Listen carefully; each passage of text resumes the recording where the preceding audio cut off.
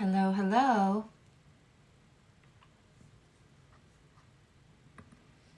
How is everyone?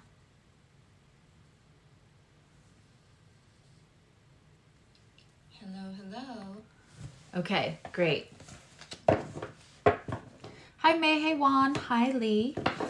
So today we're gonna do air signs. I can take hey Little John, I can take a couple questions at the end. So I'm just gonna let the energy take me to where I need to go as far as whether I run a contest or whatever to hey Flower Beauty, whether I hi Nikki, whether I move into contest to pick who I'm gonna do the free personal like mini reads for, or if I just see who I feel called to.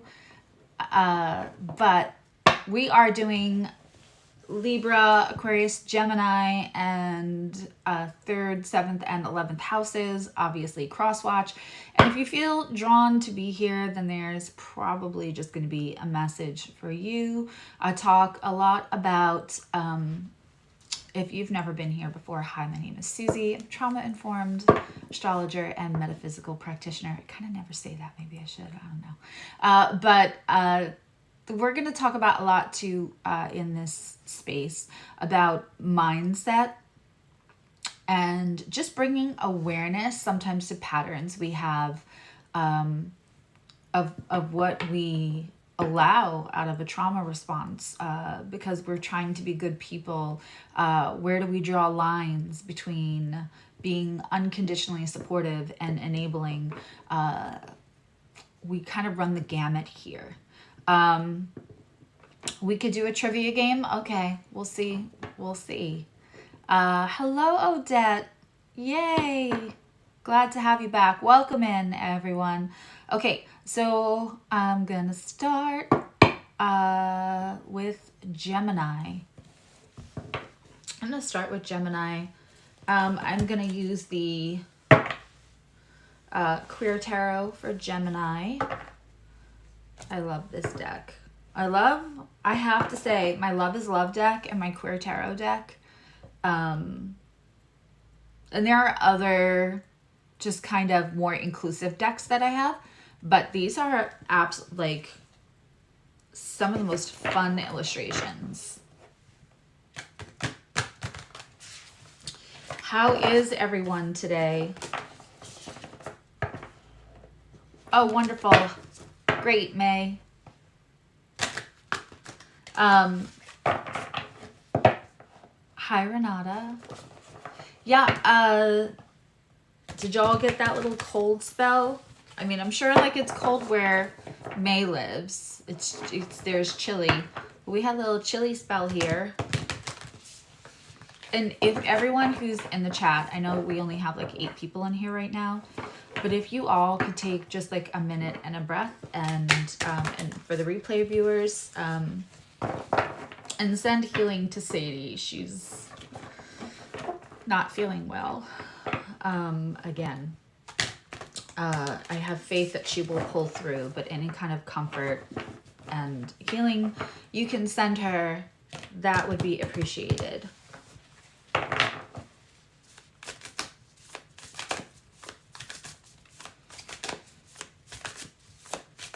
Yeah, so the rain is good. Okay. I'm so happy you were able to catch a live too. Okay. And sharing is caring. So if you feel like sharing the show, that's always helpful. It's really helpful to the analytics, honestly. Okay. What can we get for the month of October and November for our Geminis and our 3rd house placements? So this is Gemini and 3rd house. Hey, Rose. Gemini placements, 3rd house placements. Very interesting first card to come out, especially for Gemini. I don't know if y'all are dealing with some Capricorns.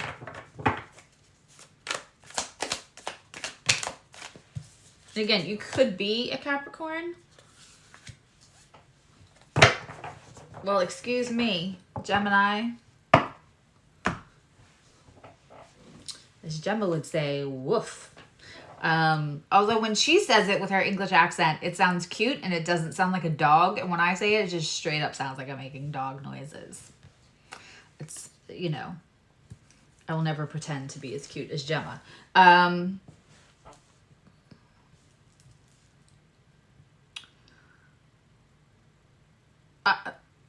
just going to show you what you have. Gemini in third house placements. You have a King of Pentacles. I'm going to move this back a little bit.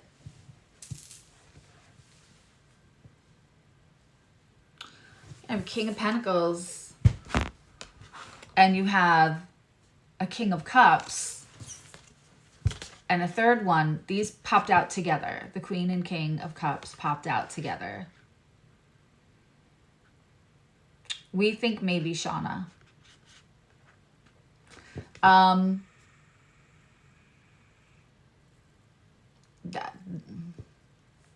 So you have two kings and a queen. So listen, if that is what makes your world turn, if that's what makes you happy, you like it, I love it for you, right? But it's funny because when this King of Pentacles came out, I was like, that's an odd card for Gemini to get. It feels like more of a disruptive King of Pentacles. King of Pentacles can be many things, right? King of Pentacles can be many things. One of the things it can be is someone of authority, someone a little Saturnian, wise, right?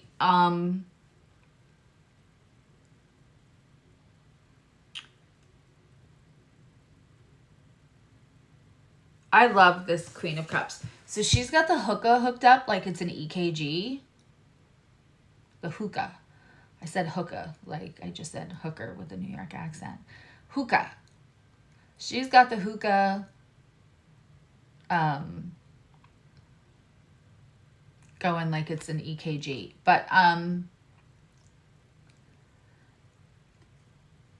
Queen of Cups is very loving, very nurturing, doesn't mind taking on somebody who needs a little rescuing. And then we have this King of Cups. They are glorious. This is a relaxed, emotional energy that knows that its emotional, mature energy is not anything ever to be ashamed of. I gotta say, what I'm feeling from this is that you two are vibing along. So you may be in a situation where like this feels really, really good. It feels like you found your match, whatever. And somebody came along and was like, you know, careful, you're just in the honeymoon period. There's something I don't like about them. There's something I don't like for you with this relationship. It just feels like somebody kind of came along. The other thing is, okay, so we've talked about this quite a few times on this show. Gemini, you're going to do your own thing. And you don't like when anybody puts you in a category or someplace you're expected to like stay. You need to be your own person. You need to be multifaceted. We're so grateful for multifaceted Geminis. They make the world go round. They make it a little bit more interesting, right? So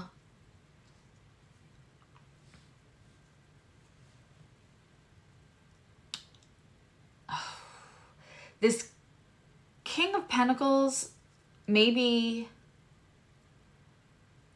has opinions about this relationship, but the other thing is, if this is you, Gemini, you may feel like you do not want to pick between these two people. And listen, this is genderless. So there could be somebody that seems steady and really brings out a part of you that you like and that you've been craving almost. And then there's somebody who is fun and sexy, and not that this person's not sexy, but it, you know, these are literally opposites. This is Cancer and this is Capricorn. So it feels like, you know, and it's so funny because Gemini's card is the Lovers, and the Lovers card was originally called the Choice. Damn, that would have been a good trivia question. Oh, I so want to do, let's pull another card.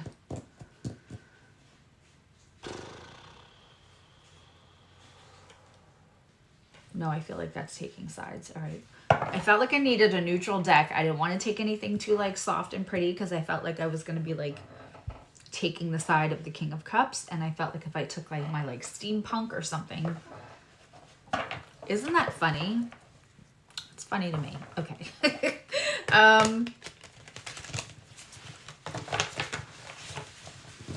All right, let's take something. You hear a whole bunch of like plastic.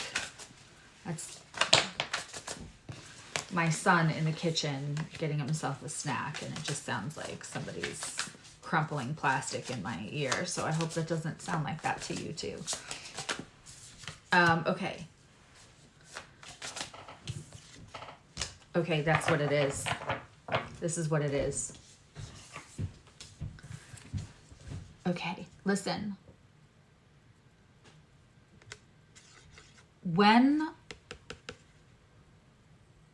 If this is you, right? If you're the Queen of Cups, this King of Pentacles is solid, but they are not feeding a certain side of you.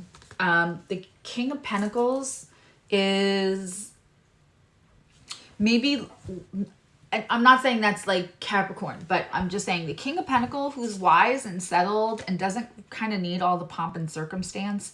They don't need, like their ego's settled, so they don't see the need for verbal security as much. They don't see the need for like the ego stroke. Like they're settled in who they are and their wisdom at this point. It's not even about they have a big ego. It's about they have the emotional maturity to transcend worrying about that. And so because they don't need a constant reassurance, they don't also give it very freely. Nor does the King of Pentacles probably want to engage in something where they feel like that's a constant need from somebody else. Right? This, I asked to clarify the King of Cups, and I got the Eight of Wands. This person is blowing your phone up. This person is constantly telling you, did I tell you yet today you're beautiful? Did I tell you yet you're amazing? Did I tell you yet you're hot? Did I tell you yet you're so fucking funny? Because I'm going to be honest, a King of Cups and a Queen of Cups, they're going to give each other, they understand each other's needs. They're going to understand what the other one literally needs to hear, the gift giving, all of the spoiling. They're going to get it, and they're going to give to the other what they need. This works in a lot of ways. Also, it can implode because it's so much of the same thing.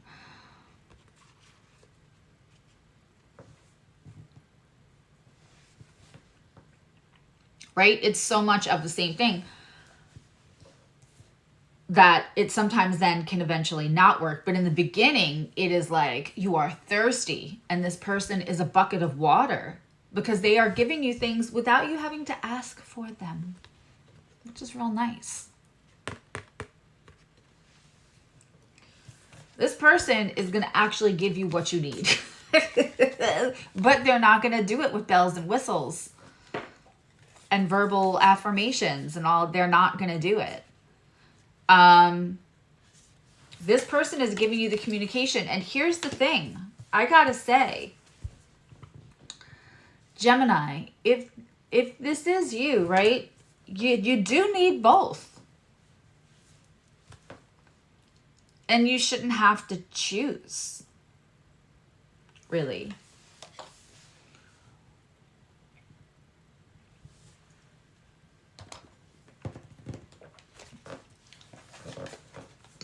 You shouldn't have to choose. This is a really, really interesting read. So somebody is feeding you all the time to make you feel reassured. But this person also has a wisdom and intelligence that third house and Gemini placements also crave and kind of need. Well, I'm a Gemini Mercury, and I am a Mercury run chart, right? And then Mercury, I'm a Mercury run chart, and then Mercury is exalted in Gemini, conjunct my MC. Mercury is, if you've been around a little bit, it's a big part of who I am. I get this. I get being a Cancer and being Queen of Cups, and I really want that, but this is giving me what I need. Eventually, for me personally, which does not mean for you, this person will eventually not satiate the intelligence, the growth. Here's the thing. This person is giving you what you need right now, and just take a look at this depending on who you are, who you're talking to, who you're involved with right now. This person, see how relaxed they are? That's wonderful. They're so relaxed. They have so much to give. They're going to tell you how beautiful and wonderful and smart and funny and how lucky am I and I won the lottery. And they're going to tell you all the time. They're going to check up on you in the middle. You're never going to have to be like, oh my God, they haven't checked up on me in hours. Are they not interested anymore? Right? Like that kind of thing. And it's not like in normal world, anyone would think, oh my God, somebody hasn't talked to me in 2 hours. Maybe they don't love me anymore.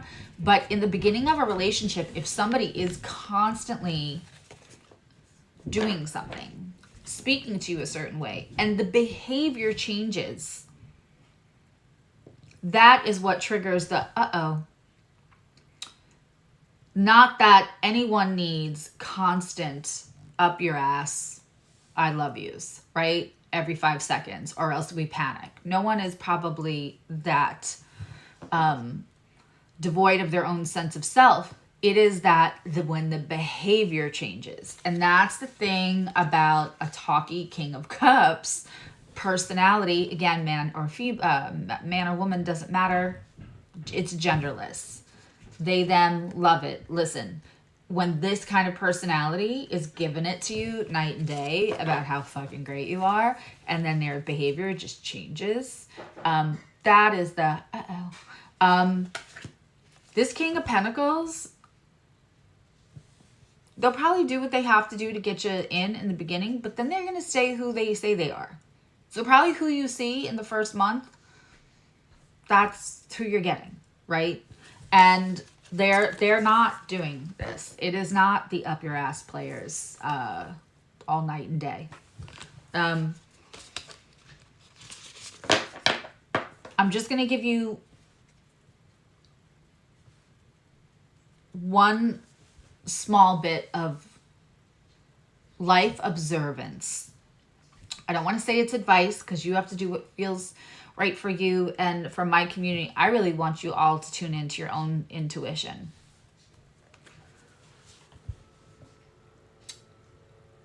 That person, this other person, and I'm not saying this card, and I'm not saying Cancers, certainly, and I'm not saying somebody who's loving, but this energy that I'm getting from this reading, this person's not changing. It's a king. That's who they are. They're not changing. They're also not changing. But they are going to grow because their growth game is strong. They probably won't grow that much. So like as a curious, intellectual, sapiosexual Gemini, you're going to need someone who's also going to feed exploring things. The confidence this person has, they will be able to explore with you in every single way. Hello, Nicole. They're going to be able to explore with you in every single way. They're going to be like, oh no, we're not doing that.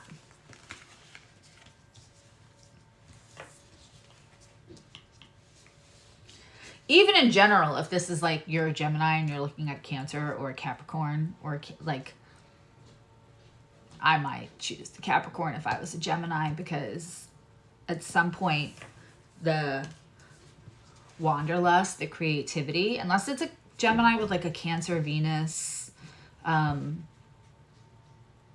you know, and some other things, that exploration in all kinds of ways are not up for this. You're going to want to explore. Relationships can get a little boring, possibly. This person is not going to explore with you. This person will, because they know they're the shit up in this bitch, and like, so it's fine. You want to explore, you come back home with me. That is not going to be their sentiment. Now, whether that is with other people, whether that is life, whether that is I want to move out of my hometown, I'm just getting, so this person right now is absolutely giving it to you. Exactly what you need. This is constant. There is conversation. There is satiation of the inner child. There is satiation of that, like, you are so hot, so smart, so beautiful. Like, hey, Jupiter, like we're all about that life, right? If you're a King of Cups or a Queen of Cups. So again, these two energies don't even have to ask. They do not even have to ask what the other needs, because they understand it so well, because it's also what they want. And they are giving it to you night and day. But eventually, in my humble opinion, too much of the same thing, unless you have two people, and I'm talking to Geminis in third house placements right now.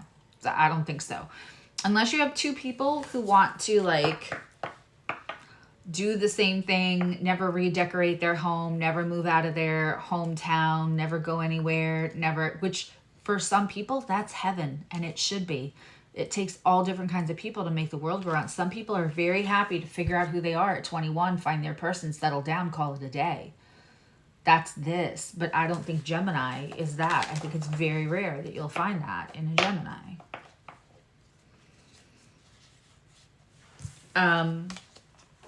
This is about exploring, even if it's not about people, although I do kind of think this is. This is about like, what are you letting feed you enough to keep you complacent without exploring another side of you that really wants a kind of stability? And I talk about inner stability all the time. This just hit me like a ton of bricks. What are you letting feeding the surface so you can stay complacent and you feel like safe in a way, when there is a big part of who you are, your soul, that wants to explore the kind of stability that you don't get from another person? But that is a little scarier, right? It comes with a whole lot less reassurance along the way. But these are questions you have to ask yourself right now. And if you are a Gemini with anything around 21 degrees, hi, Gemini love. Happy birthday. Happy birthday. If you have Gemini placements around 21 degrees, this new moon on Saturday, just before 2 p.m. Eastern, I think it's like 1:55, that's going to be trining your Gemini signs this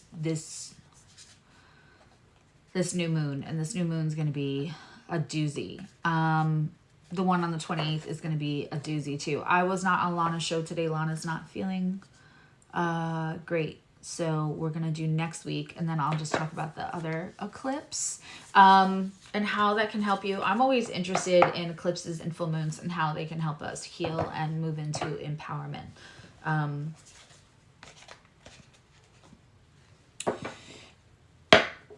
Okay, let's move into Libra. And I am going to use the Muse deck from Chris Ann.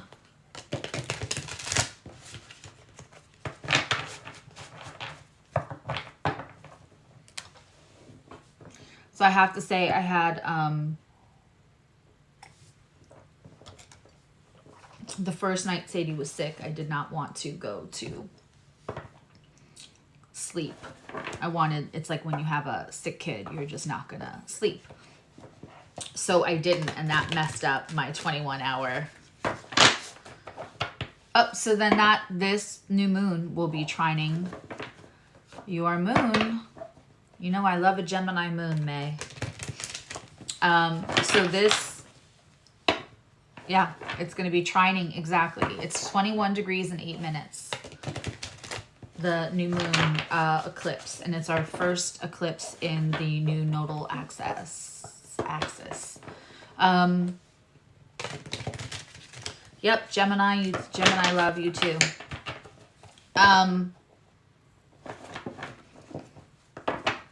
And right now, because it is a small group, if it stays a small group, I can just look at your charts for Saturday to see what's going to be up. I think I have most of you in my...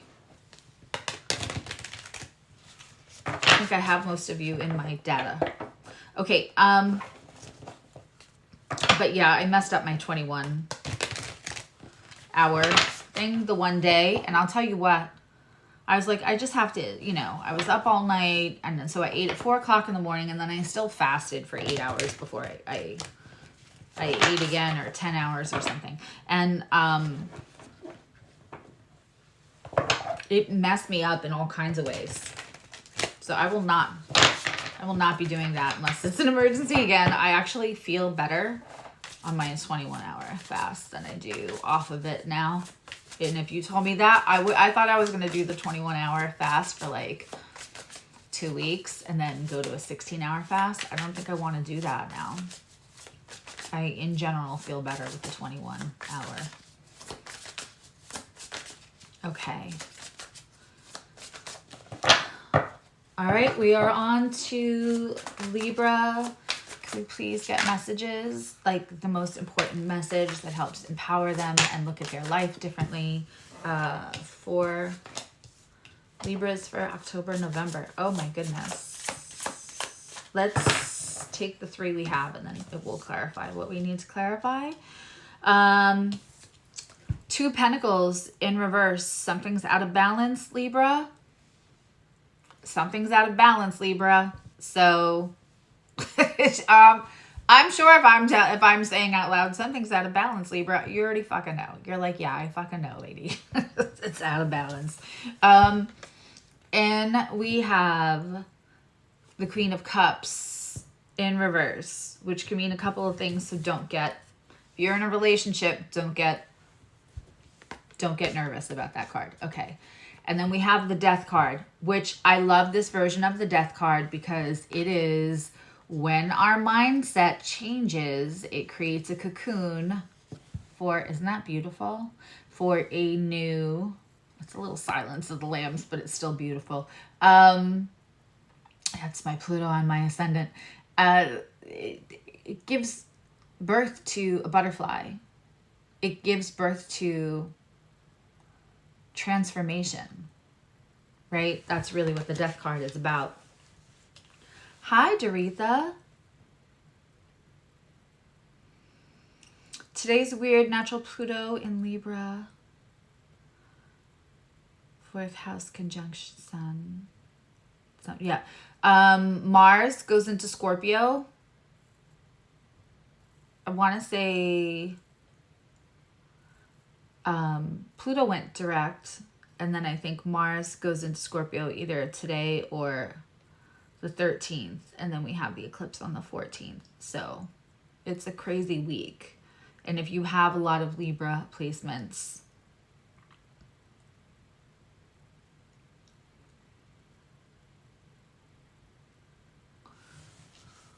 okay, so let's look at that later, Nikki. Let's look at that later. So hang around until the end of Aquarius. So we're doing Libra right now, 7th house placements. The first thing that came out is out of balance. Now, out of balance seems like every day.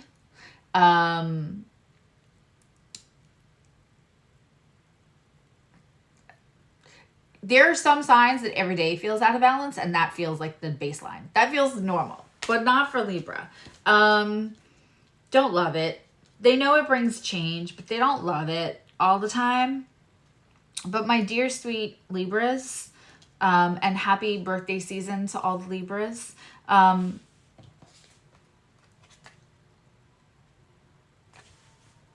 This Queen of Emotions with this Two of Pentacles, both in reverse, for you guys, this is more about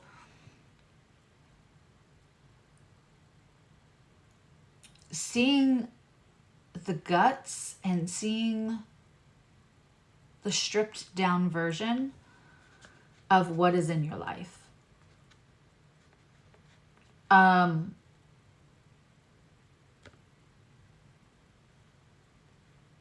Sometimes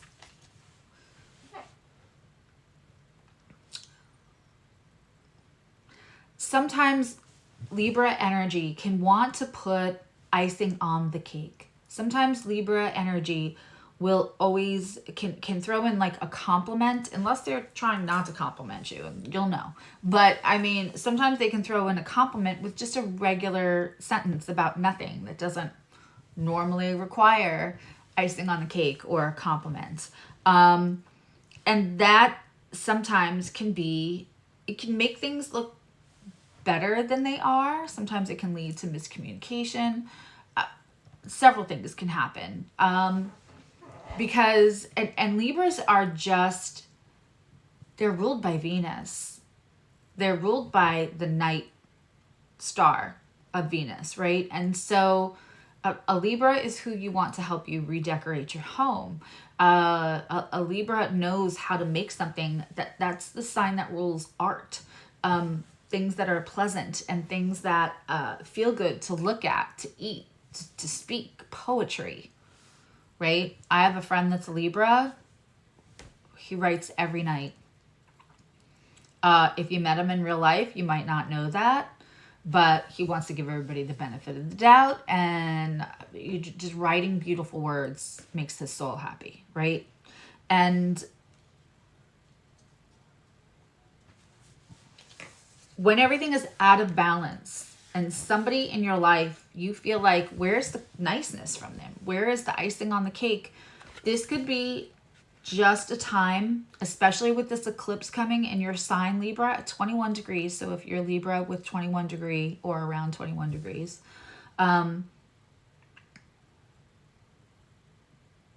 you're seeing the guts of the situation, not the icing. You are seeing that is what you should be expecting all the time. And this is really important for cross watchers to hear too.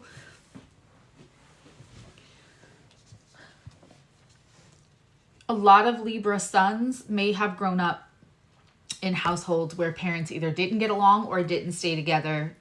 And either way, there could have been a lot of sharp words. To them, that is the absence of love if they watched parents that started out loving and ended up not loving each other.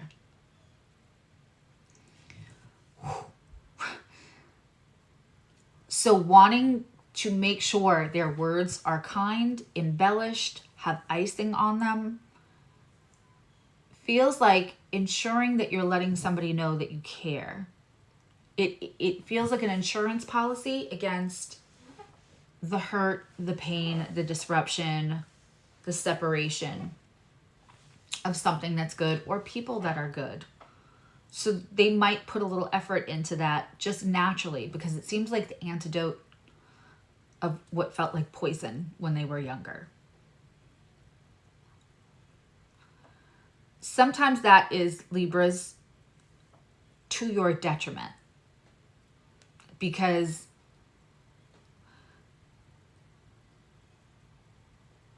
you feel like a couple of nice words or a nice gesture may fix a problem that has nothing to do with you. It's not what you're giving or not giving in a relationship. It's the core of this other person that you're dealing with and what they're capable of.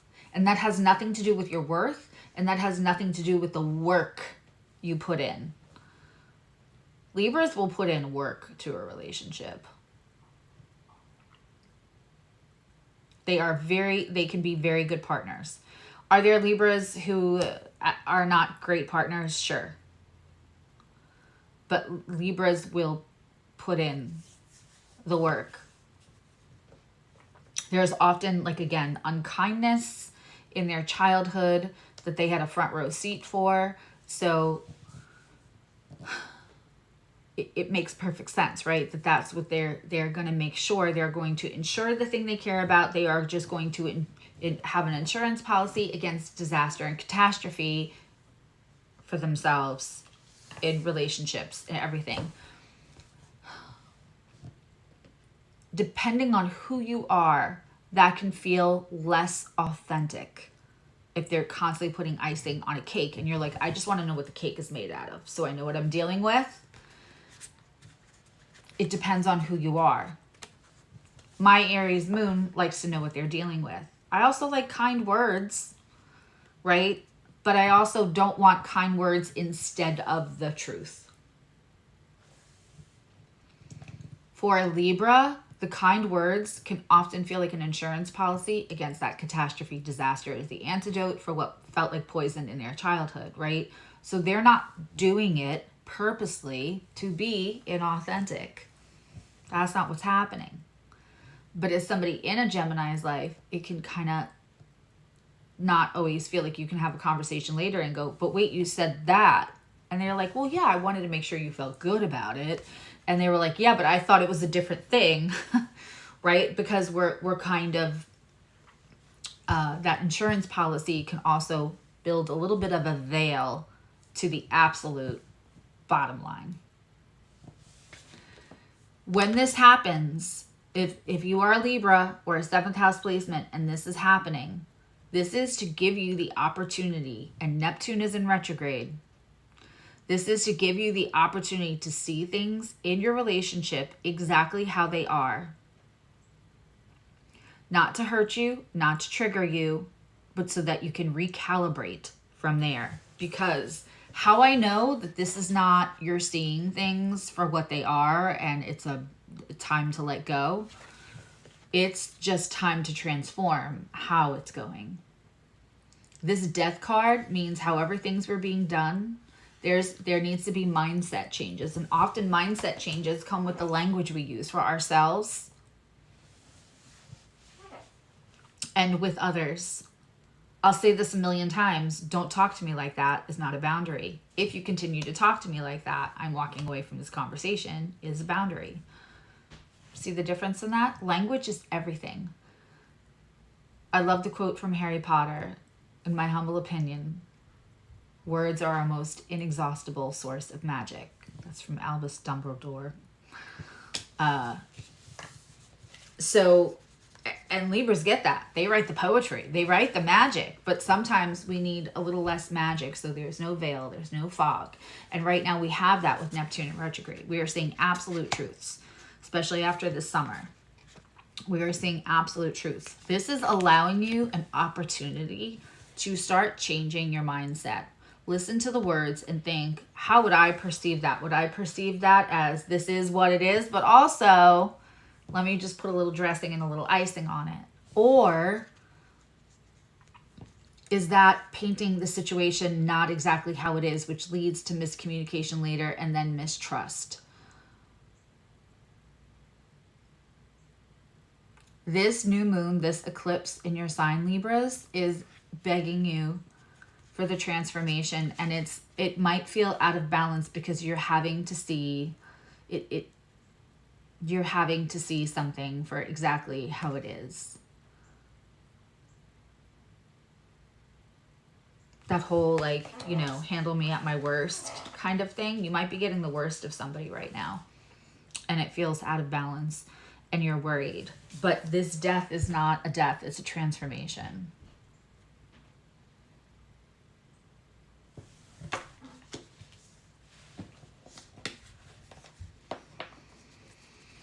The opposite of people pleasing, the opposite of icing on the cake, is not neutrality. It is speaking up. It is saying things how they are. It is drawing boundaries. It is dealing in absolute truths. It's not neutral.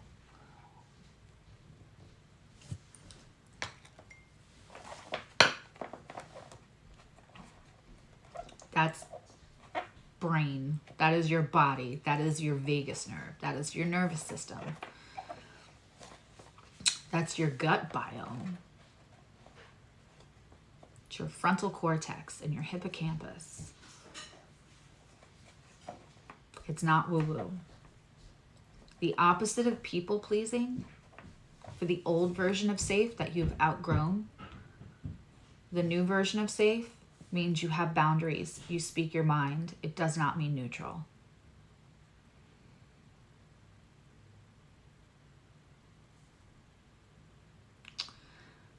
Yep, shorty. So, you know, there's like I said, so there are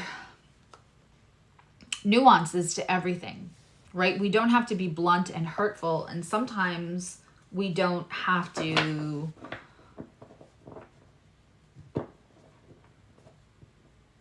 you know, I like to be vulnerable on here, but I don't share every detail, right? So like, where's the line? And that's what I like to talk about in here. Where's the line? But when we know what we're really dealing with, as unpleasant as that may be, that is the only time that we can really recalibrate. We can get transformation. We've all experienced that in one way or another, where you think you're dealing with one thing and then you find out, oh, no, it's a completely other thing. And I have been preparing for option A when it's really been option B this whole time, and now I feel unprepared. I would have rather had the blunt, absolute truth of what I was dealing with, so I could have prepared better.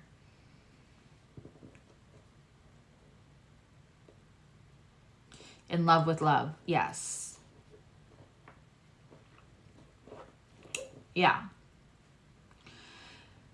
There are so many layers to that, and I'm not here to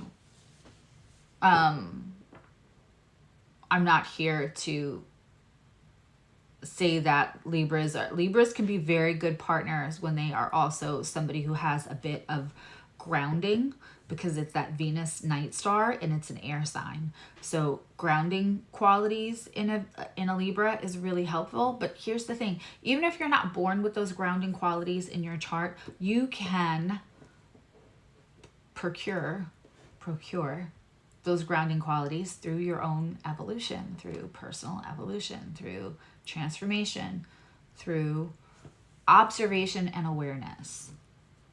And that is what this October and November is going to be giving you.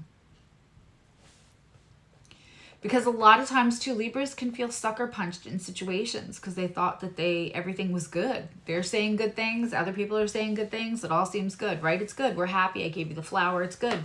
No one's mad at each other. It's all good. And that's not possibly, then they can feel sucker punched because something wasn't good, but because of all the niceties, it was hard to see past the niceties to see what was really going on. And so once in a while, you'll meet, just like in any sign, you'll meet a Libra that may use that to their advantage if they're a little shady. Everything seems good, nobody would think that anything was wrong. But for the most part, you're dealing with Libras who are just seeing that as an insurance policy because they don't want to repeat with anyone else ever what their parents' relationship was like. But being in love with love, that's not mutually exclusive to Libras. Water signs can do that too, and so can other signs. But Libra's up there. Yeah, sure. And then you just have to be careful with a very small demographic, whether it's Taurus or Libra or any of the water signs. The being in love with being in love is when real life hits and you're in the relationship part and not in the dating part, not in the chasing part, not in the wooing part, right? Does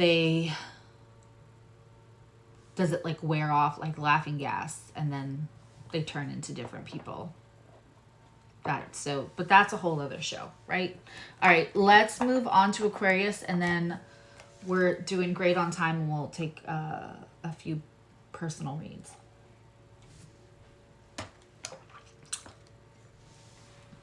Yeah, and it's not, 98% of Libras are not doing that to be shady or to hide things from you. It's because they just truly don't want the World War III they grew up in. It's a trigger. And we have to remember that when we were growing up, our brain kept us safe, right? So we did things, we had behaviors that kept us safe, especially if no one was talking to us about what was going on, what made us feel unsafe. If there was shame attached. Hi, Maricela.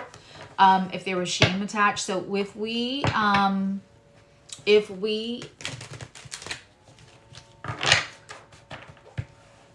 tell ourselves something is safe, we can often outgrow that to some degree, but we're still using that safety trigger that now actually can be counterproductive to how we would be benefited, how we would live our best lives, because that safety trigger is kind of keeping us.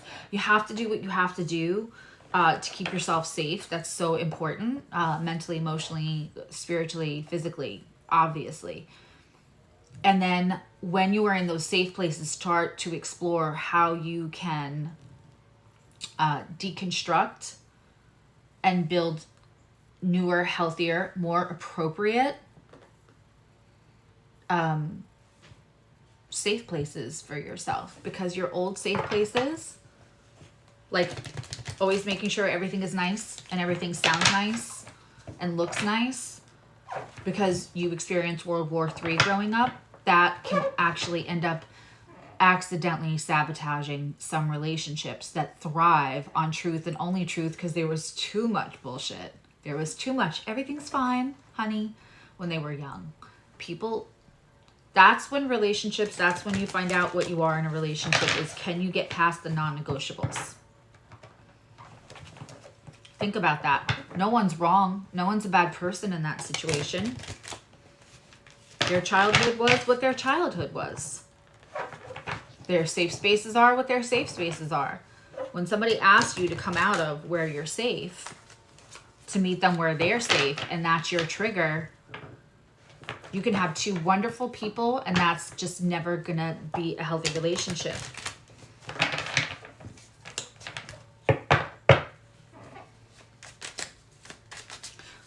Also, it's toxic when one person tries to convince you their safe place is better than your safe place, because you guys did not have the same situations growing up, even if there are little similarities here and there. I can help you. Come into my safe space. My way is better. That's not. We are all individual human beings, And while little bits of this, like, right, you could be watching a tarot show or a TikTok video or something, and something just hits you like, oh, I needed to hear that. But that is not the end. We're all individuals.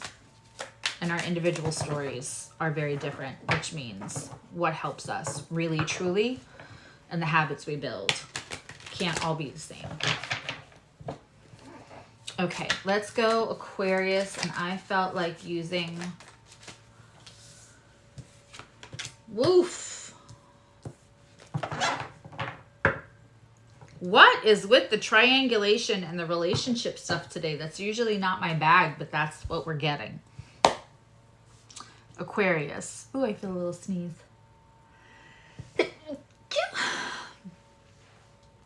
You can commence making fun of my sneeze. That is my sneeze.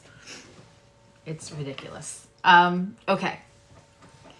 We're on Aquarius, and then after Aquarius, I'm going to take a few. Our room has doubled from the Gemini reading, but I'm going to take a few personal reads, okay? We'll play a game, get some winners, something like that. Okay.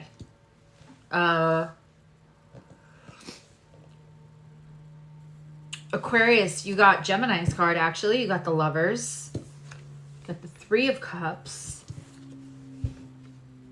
And the Hanged Woman. On this deck, it's the Hanged Woman, not the Hangman. Hi, Karen. Thank you.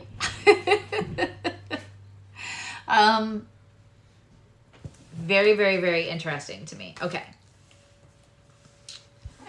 So the Lover's card in this is where their heads are not really attached. She has candles. I always think this Lover's card,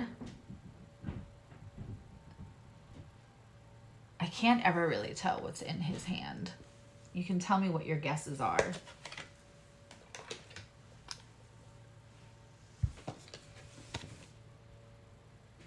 I still can't figure it out. It almost reminds me of those little bottles in the 70s your parents would give you on New Year's Eve. And they would like pop streamers or whatever. That's what the bottom looks like to me. But I don't know what that is in his hand. But for her, she's got these candles going. I always feel like these are people who are in separation, this Lover's card. Because their heads are not attached, because there are birds, because birds fly distances. Hi, Stacy. I have to message you. There goes, I don't know what's going on with my throat chakra. So here, listen. I immediately pick up a vibe of like, you kind of know who your person is. Like that separated at birth lover. For some reason, it did not work out. The one lover in this is still, there's a flame.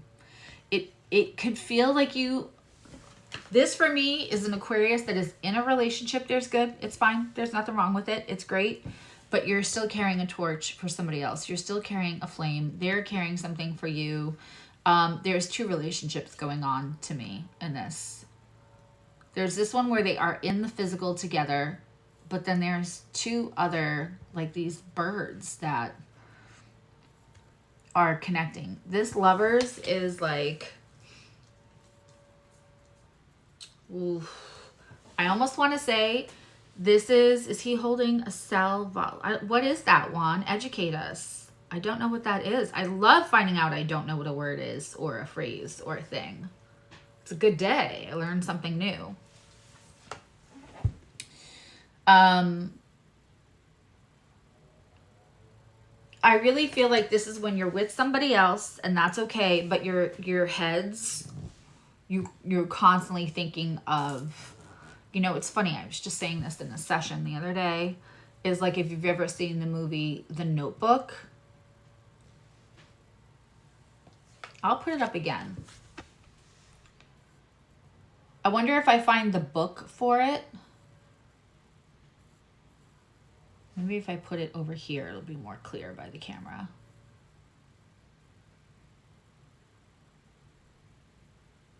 It like won't zoom in or out.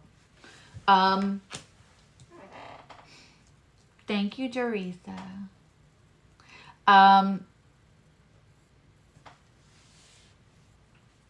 Maybe if I find the book, it'll tell me what he's holding. And I'll leave it in the comments. You can't really tell me what that is? Oh, it's for when you're fainting. Ah. Okay, well, I still think that in this one too, there's fog around each of them in between. I just feel like this is Aquarius. This may be like you're in a relationship and it's fine. It's great and it has all of its benefits. But at the same time, you either think your person is holding a candle or a torch for somebody else. They're there with you, but they're not completely connected. They are...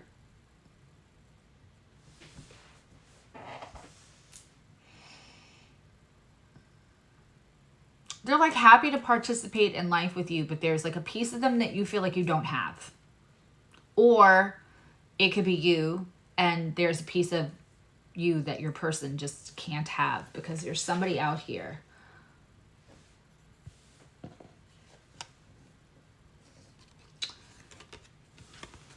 Also comes with this 3 of Cups. Now, again, very interesting. We have masks. We have cups, but we also have masks here. There's grapes. There's indulgence. The 3 cups, of course, it's a 3, so it's a triangulation. At the same time, it's not the same as having the 3 of Swords. It doesn't guarantee that this is a third party thing, but it feels like whether there's a third party physically present or not, there's a third. That whole Lovers card gives vibes to me like there's third party holding space in somebody's heart or in their mind.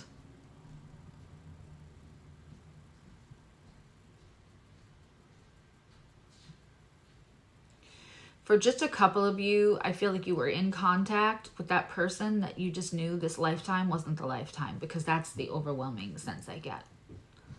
Like this lifetime just wasn't going to be this lifetime, so you both were like next lifetime. In dreams, what is it? In dreams, it's like what in dreams may come. There's a Robin Williams, Annabella Sciorra, if you even know who that is. In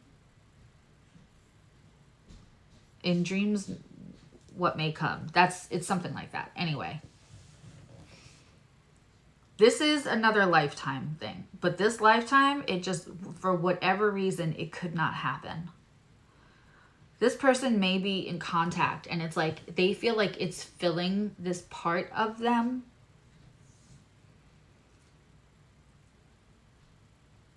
So that they can stay happy in the relationship. I feel like this could only be an Aquarius reading.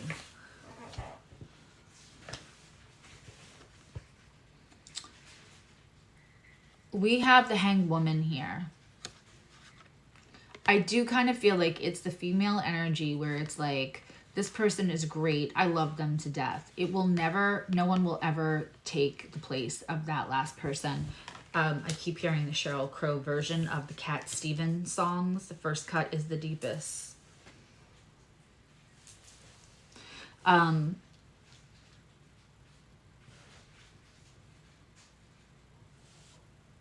want to pull a card for this. I don't think that there's any physical action. I don't think that there's Aquarius. I don't think that you will. I don't think that there will be physical movement or movement towards... I think it's understood that this is just not the lifetime. It's just not... This is not... But at the same time, there's an understanding here. Like, whether you are the cross watcher, whether you are the person who's holding the torch, or you feel like it's your partner that's holding the torch, the relationship is still good. There's like not really anything wrong with the relationship. Okay, here I go, another movie reference. Has anyone seen the movie Castaway? Raise your hand. And she loves her husband, right? Who I believe is like Bill Paxton in the movie. She loves her husband. She loves her life. She loves her kids. She loves her family. She loves her house. She loves everything. But when she thinks that Tom Hanks is dead, that's really much easier to do. When he makes himself known again, there's just that part.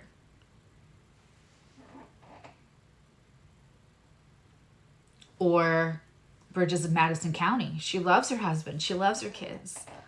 Maybe she doesn't love her life all the time as much. But she can be happy. She's made a commitment. No one will ever be Clint Eastwood for her. And that scene when she's got her hand on the door, she stays.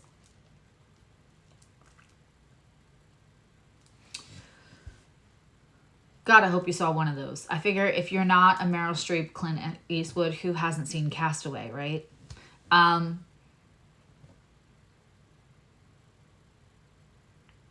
It's almost like the way that Meryl Streep used those 4 days to fuel her through the rest, that she could have that thing that she thought she would die not having.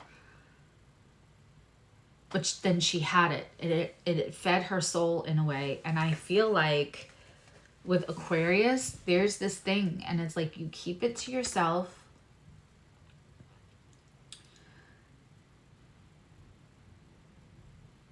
Because you know it exists for you. You know that you are special enough to have had that. But I don't see anyone taking action on this. Let's get, this one really needs a clarifying card. And now I want to use Rider-Waite because I feel like we have to. I don't know if I did an Aquarius reading and I was just being like, it is what it is. You love your husband or you love your wife or you love your partner. And also there's a piece of your heart that belongs to this other person, and knowing that that exists and that you've had it and that all of that in your life just feels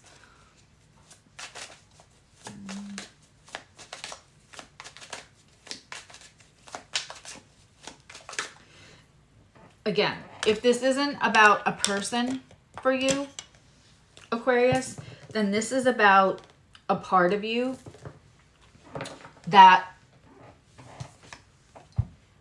this is possibly, I wonder what would my life would have looked like if I made different choices. Career. Should you have done something earlier? I don't see you making any moves about it now. Not in the next 2 months at all. I want to get clarification on the 3 of Cups. Okay. Sorry, this feels like a lump. So there is a King of Wands in reverse.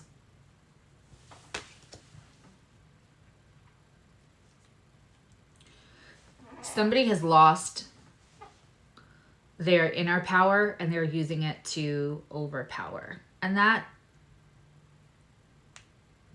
they've just lost their mojo.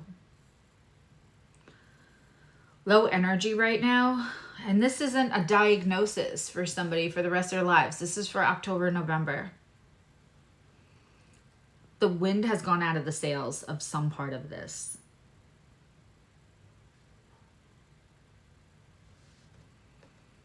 It feels like a lot in the headspace of what ifs. And using the one thing to fuel the other so that it's almost symbiotic at this point.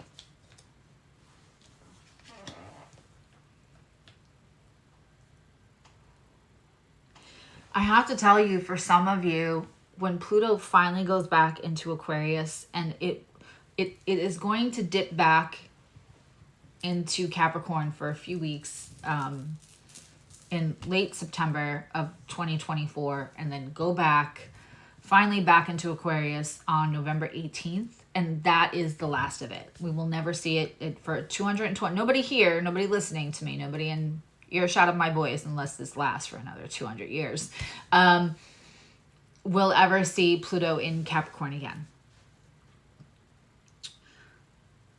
There's a lot of transformation coming for Aquarius. And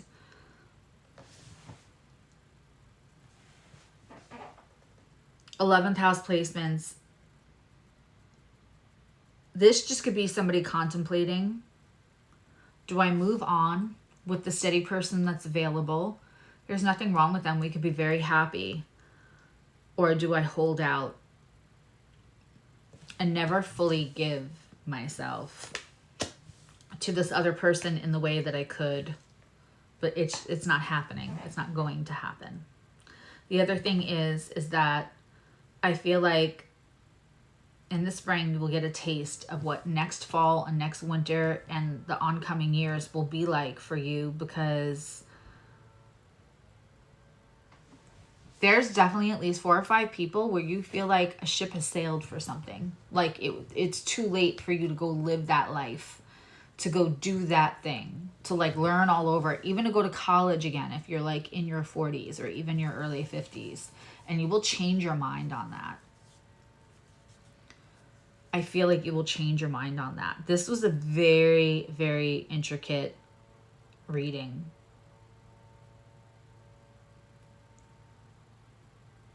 If you feel like this was for you and you were the part of the collective where this was about holding space in your heart or in your mind for one person as you continue with life with another, I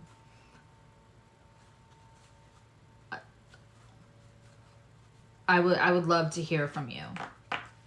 That felt like very, very, very, very strong. And I kept seeing the scene from Castaway and the scene from Bridges of Madison County. I just feel like there's somebody out there that, you know, doesn't fully regret the choice they made, and they love so much of their life, but they feel like there's that one little piece that belongs to another person. And I hope you're not holding shame for holding love for that other piece. If it's satiating you, if it's fueling you through the other parts of life. It just feels like there was a big crossroads. And as an Aquarius or 11th house placement, also as a humanitarian, you may have felt like you made the best decision for everyone, maybe the more pragmatic decision, but there's just a little part of you, and I hope that you have no shame over the fact that you feel like, I can't get over that. I shouldn't be holding on to the thought of this person or the what ifs.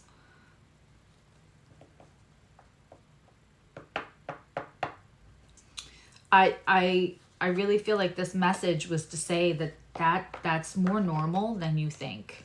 More people are living that existence than you think. It's a humanitarian experience.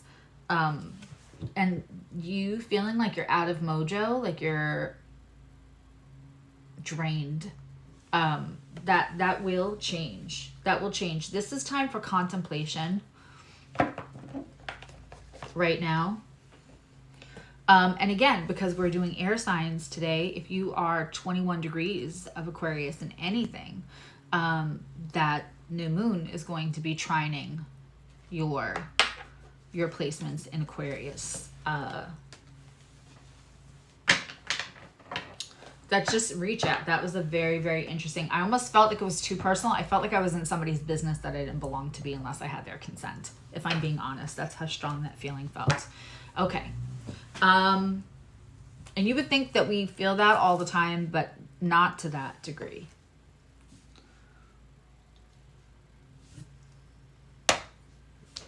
Okay. I'm going to pull some personal reads.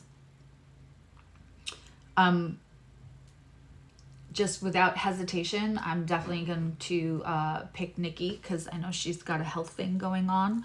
And then from there, we'll do like We can do like a little trivia game or some kind of game to pick the other winners.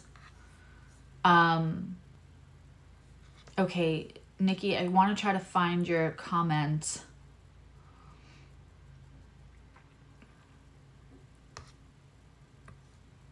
From before, and then I'll put it here. There we go. So that this way I can stay up to date. So you were saying today is weird.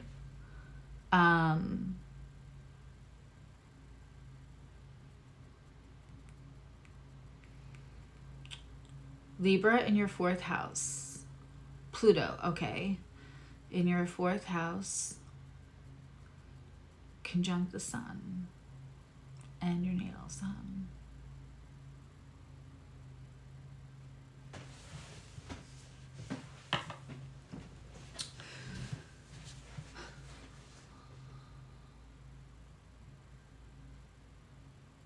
Nikki, where's your Uranus in your natal chart? Some people's screen names are different than their actual names, so I don't know offhand if we've done a reading together. Your natal sun is conjunct transiting Pluto. Okay, so here's the good news about Pluto running through your 6th house. That can be, absolutely, that could be transformation with your health, but I want you to think about how long Pluto has been in your 6th house. So Pluto is a collective planet and I hope everybody's hearing me. Pluto is a collective, I don't like calling it a generational planet, but it is a collective outer planet in transit. In your own natal chart, it is where you find your personal power, the difference between empowerment and overpowering. It absolutely can be transformation. It could feel where you are, again, overpowered or empowered. That is in the natal chart. When it is in transit, it is really about the collective. So we're seeing the Pluto and Capricorn in ways, all the power struggles, what's the awful things that are happening in the Middle East. I mean, and I just want to say this, like, Under the Desk News on TikTok. I personally quite like her. But she was saying that a lot of experts and a lot of people are saying this weekend, take your kids off social media because Hamas, the terrorist group, has promised to put things out into the news feeds and into social media that are going to be unbelievably disturbing for a small developing mind and create trauma that we are having a hard time processing if you've seen anything. But the outer planets in transit are happening more so to the collective. Now, if they hit something, if it's sitting on your sun, that can feel yucky. I know the Pluto's been sitting on Connie Joe's sun for a while, and that doesn't feel great either. And it can you could have some ongoing health things. If it's conjunct your sun less than or more than, I would say, 3 or 4 degrees, Pluto, your sun is feeling Pluto a little bit, but Pluto's not feeling your sun. Pluto is this, it's so far away. And how many degrees, Nikki? You're seeing power struggles. You're seeing people come out of power. You're seeing, depending on how it's hitting, people who have more public places. You're seeing that. So you're going to see it affect government officials. You're going to see it affecting countries. If it's sitting on your sun, that's going to feel a little bit more personal. I would love to know degrees for you, Nikki.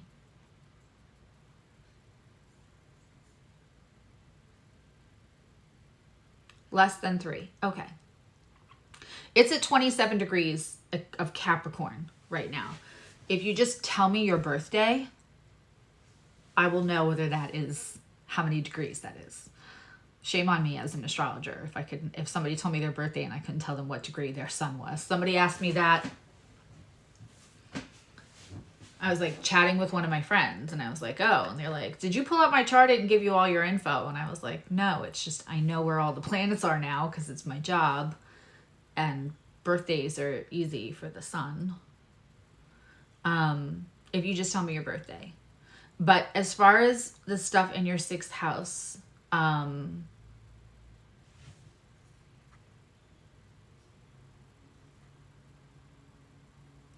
okay, so on 122, it's not conjunct less than 3 degrees. I cannot share my screen.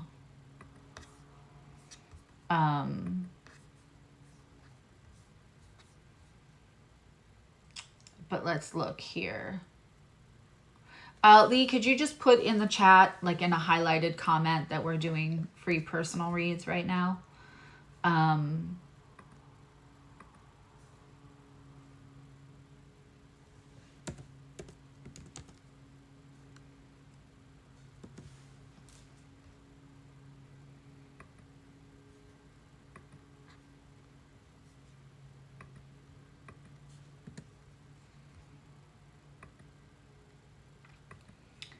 I don't think I have you. In this one, I might have had you in my old computer, but it doesn't seem that I have you in this computer. But let me just...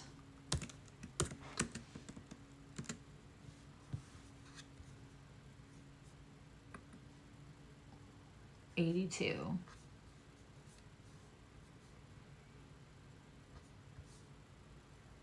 Hey, Lee?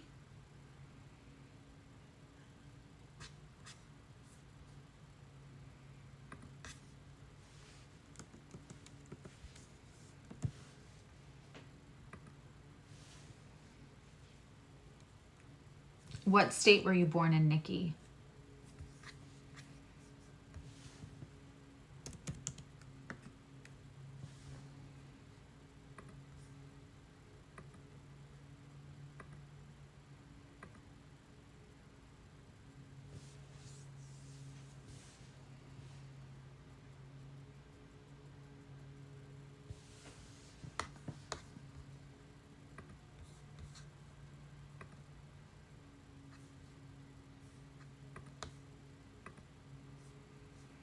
Pennsylvania. Okay. And what's your rising?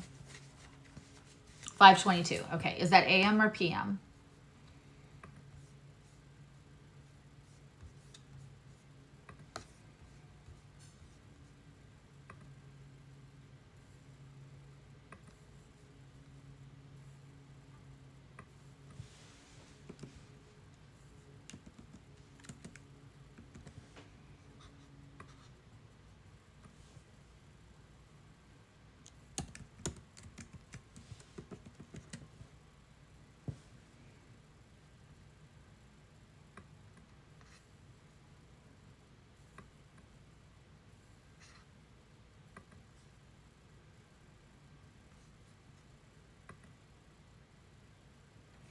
PM. Okay.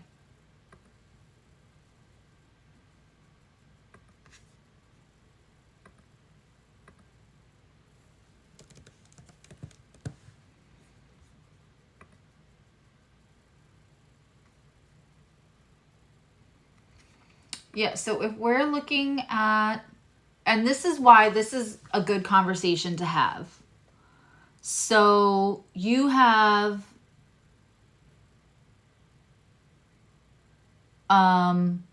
Sun at 2 degrees Aquarius.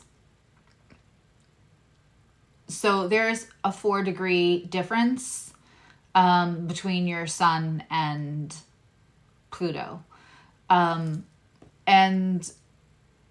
it is more so conjunct. There's a 5-degree difference. Sorry, wait. Yeah, there's a 5-degree difference. So I wouldn't worry about Pluto on your sun concerning your health right now, because that 5 degrees is probably not as problematic. And you know, I don't believe in like any kind of fear mongering. So with Pluto just went direct at 27 degrees, and it's 27 degrees and 54 minutes, which means it'll be on to 28 degrees soon, but it's not going to hit, Pluto's not going to hit your sun until way late in 2025. It's going to take a while for it to get to 2 degrees. It'll get close to 2 degrees before it goes retrograde again. But it's not going to get to actual 2 degrees until we're in 2025. So I hope that makes you take a collective breath, because you know it's not good for your health, stress, and taking on things that aren't really, that you have to worry about. Pluto, Venus, 6th house, that is going to transform your self-worth, which is good, because 6th house Venuses are similar to Virgo Venus, and they can be a little hard on themselves.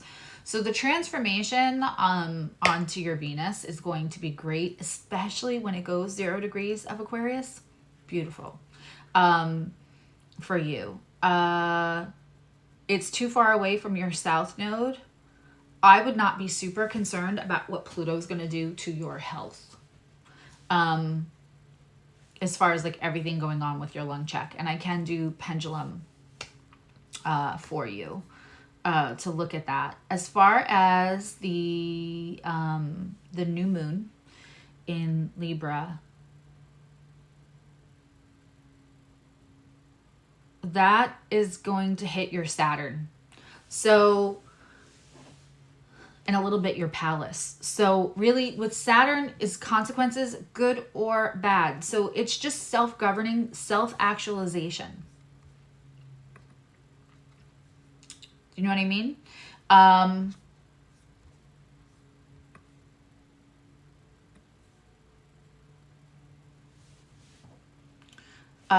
Let's just highlight that comment. Okay. Hey, Cole. Yeah, so, I mean, that can be due to other things, because you do have the sun in the 6th house, right? So that could be, that sun in Aquarius could just be when the Libra Mars was trining it. So actually Libra going into Scorpio. Mars going into Scorpio and not aspecting your sun as hard could actually bring relief to that 6th house. The stress is not helping you. Let's pull, let's get the pendulum out and just ask about your scan, if I have your consent to do so. All right, you should look into taking ashwagandha, which is just a supplement. It's not the same as, people sometimes confuse it with the mushroom stuff, or the stuff that you can, the ceremonies that you can have, ayahuasca. It's not the same as ayahuasca. Ashwagandha is just something that will lower your cortisol levels, which is really good for your whole body. And look into it. Look into it for yourself. It's ash. I have a thing of the brand that I take too. I can link the link in the comments, but it also will help you sleep. It's just a natural way of lowering your cortisol. Okay. Well, Nikki's scan go okay?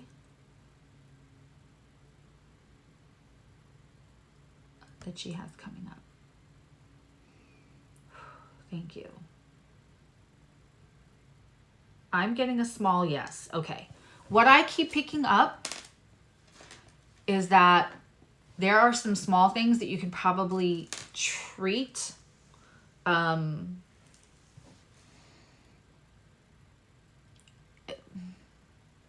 just look into these things for me. Obviously, follow doctor's recommendations, but look into ashwagandha.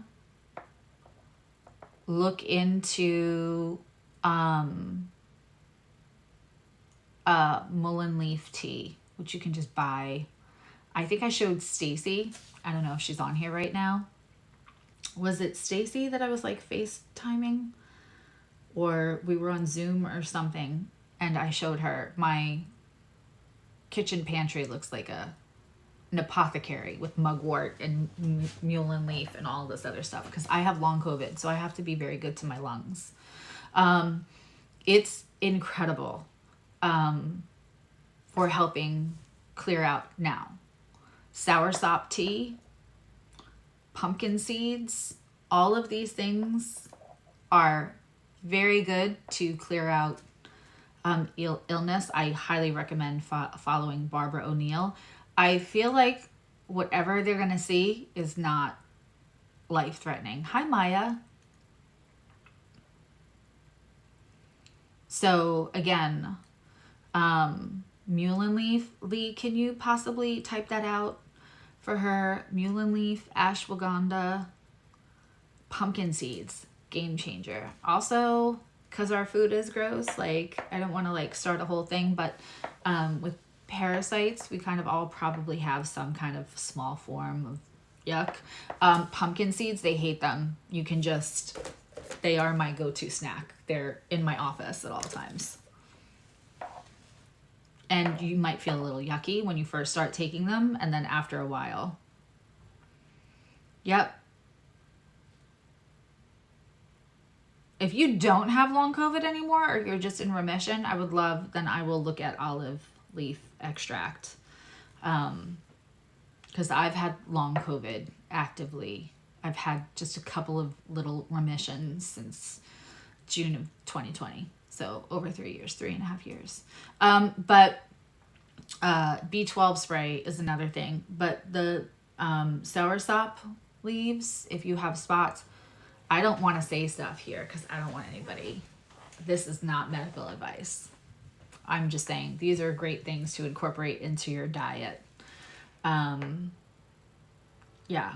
And the 21-hour fasting too has completely... Hi, Delaraine.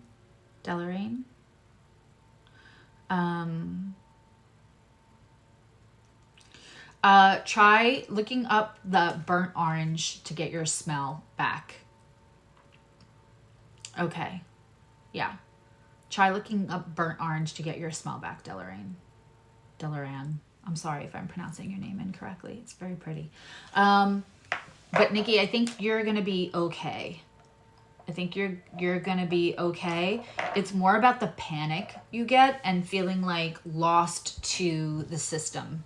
But just try looking into all those things. Soursop leaves, all I'm going to say is look into soursop leaves.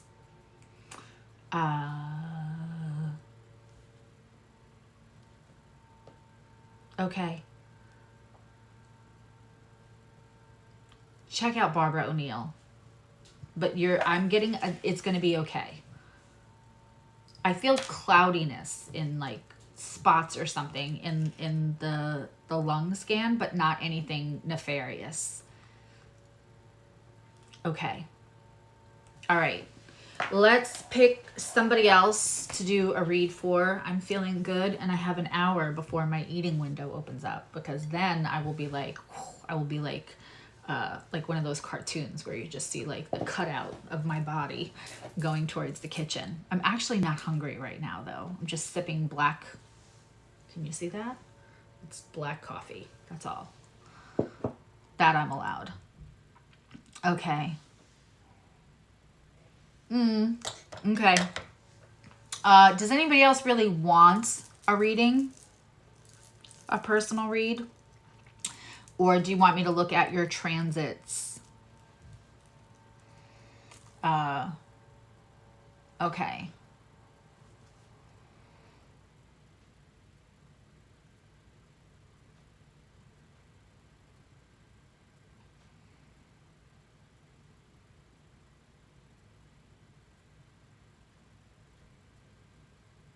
Okay.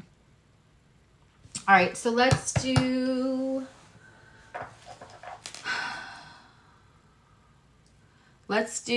okay, so enough people, so we're going to have to do, because I'm like, maybe people are feeling private today and they don't want something. Okay, so let's do something. I like the trivia game idea, but I'm trying to think of something that would be a fair trivia question, because like I think Deloraine is new, unless that's somebody who's just changed their name, because that happens. And so asking a trivia question that's really more has to do with the community and how I read and what they're used to. Okay, can anybody tell me within 2 decades of when Pluto was discovered and brought into astrology and use in our delineations and put on people's natal charts, can anyone tell me within, I'll give it within 2 decades, if you can tell me what century and what decade?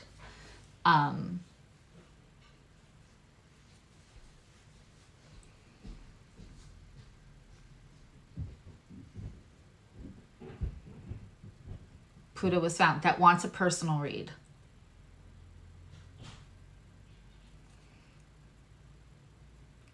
We can just do who's the closest.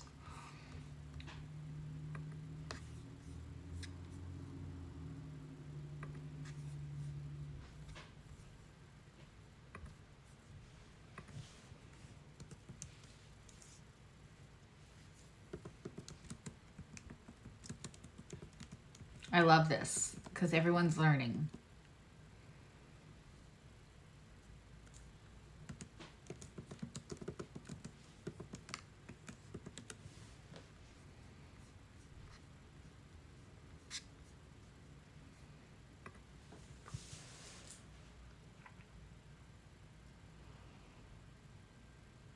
Okay, are those my guesses? Shauna actually got it right. It's 1930. In February of 1930. That's when Pluto was discovered.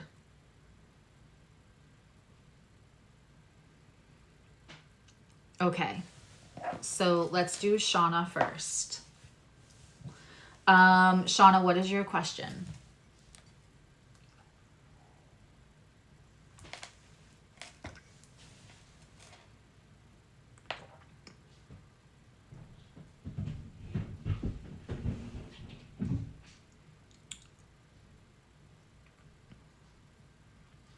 What is your question, or do you want me to just see what your guides have for you?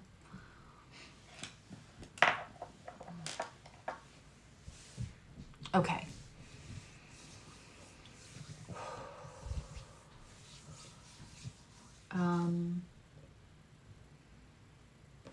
Spirit, if it's in her highest good and her soul can sense, can you please connect Shauna and I to get a message from her guides?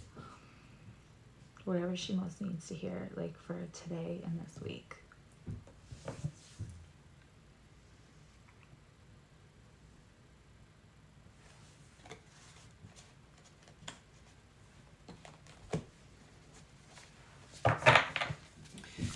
Shauna got that one right, so now I'm gonna have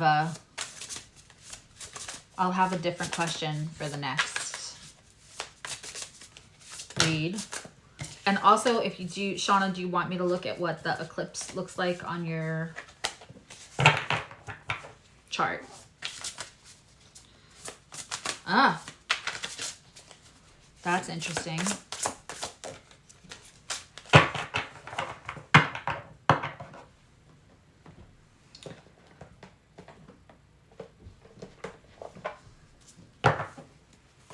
Four of Cups and the Five of Wands. Four of Cups and the Five of Wands. There is something that universe is trying to give you There's a lot of focus. And this is my thing about like when we focus on healing, because Shauna is a gangster as far as her healing and being proactive and doing shadow work and all of that.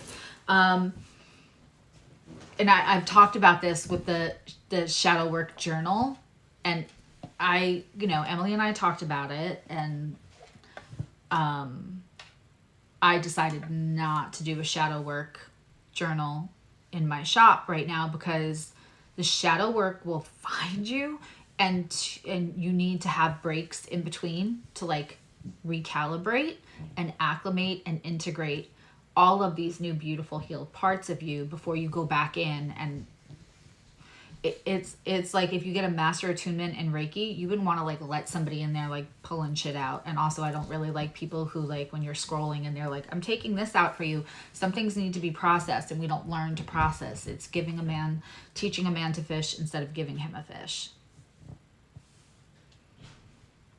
Okay. So it's almost like you're getting a very big clear message to like this healing work, and all of this is great, but there's something universe is trying to give you, and you keep looking for what you can fix about you, but it's time just to integrate and all of the new healed version of you. Like just love on baby Shauna, teenage Shauna, and rest a little bit a while. Even this 5 of Wands, it's time to end like the inner conflict of what you could be doing better. Feels like a big theme for this. And I took out a healing mantra deck also, and then we'll look at I'm going to do like this isn't just like pulling one card. I'm going to do like real little mini reads, and I'll do this like next week. I'll be back with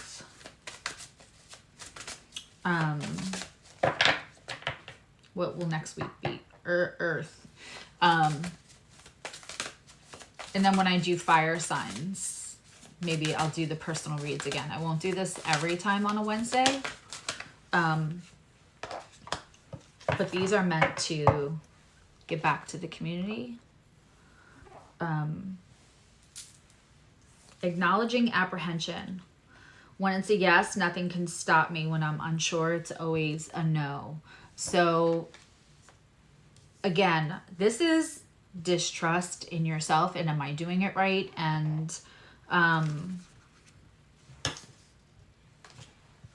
let's try to look that up.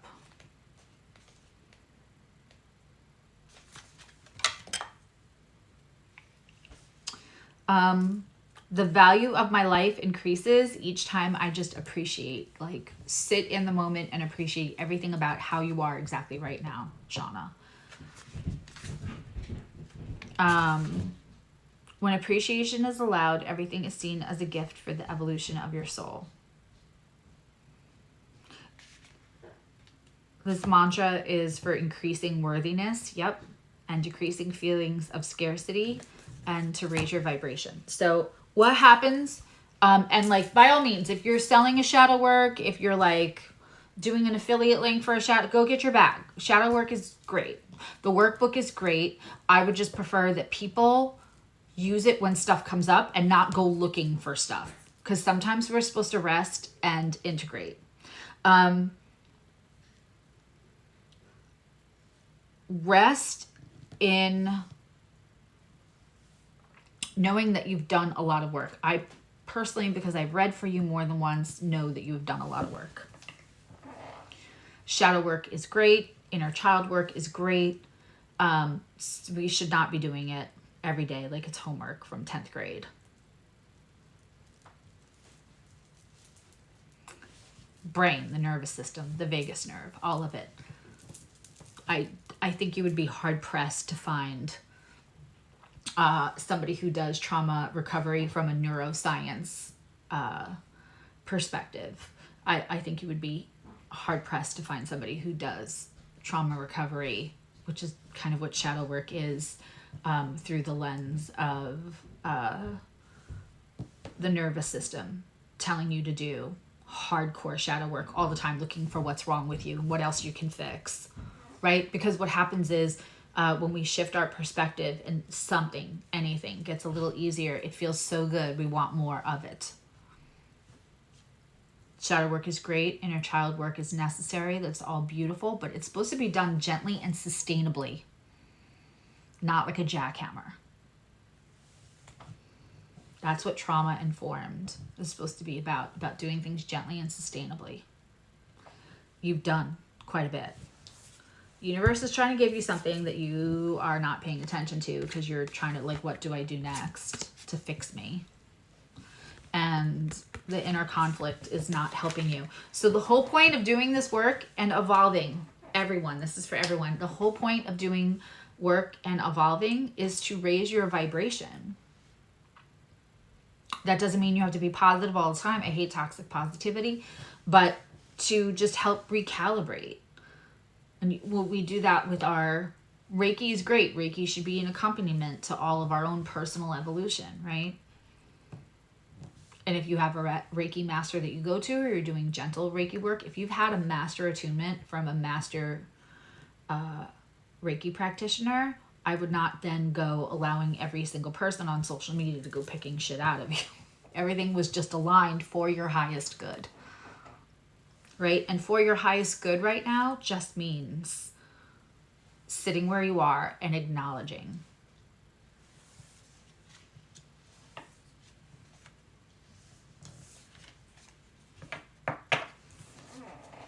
Like, just appreciate. Just sit it every day and appreciate in gratitude where you're at.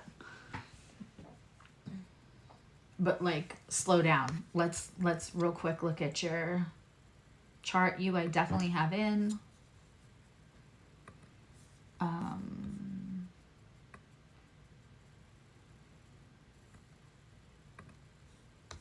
There we go. No, it sucks to not be able to see what I'm doing on the chart, but it also kind of gives everybody privacy. Okay, so the new moon is going to be at 21 degrees. It's just going to be, so here's the good news.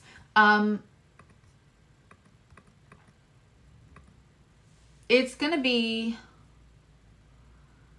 also this new moon is conjunct the south node on one side and Mercury on the other. It's not really conjunct Mars. The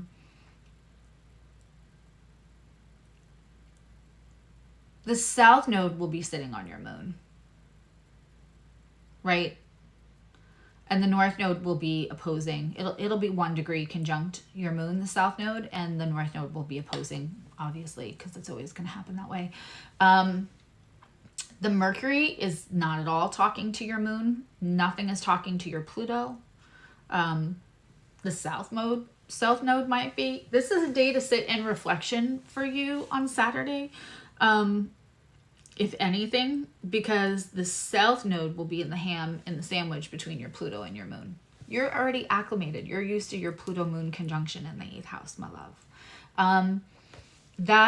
The new moon is 5 degrees away from your moon. So yeah, it's conjunct, but loosely conjunct. And it can bring actually like huge new epiphanies, mindsets. The 8th house is psychological, right? So while we're looking at your 8th house with this, there's transformation available to you. The people pleasing, like, I know how generous you are because I always feel like you're overly generous with me. Making sure that you're never doing that because you feel like it helps people find you more palatable, or curries you favor because you feel there's anything lacking in just who you are as a human, sans gifts or sans lovely compliments. That's the kind of stuff to sit in and explore that day. But there's nothing nefarious at all happening in your chart. It's actually a big, huge window for mental transformation, psychological transformation, especially how you internalize things and put them on yourself. Yeah. Okay. Let's have another question. Hey, Jacqueline. Let's have another question. And I'll take more than one right answer. But what is the best stone to help activate that third eye? What stone is most closely associated with activating third eye?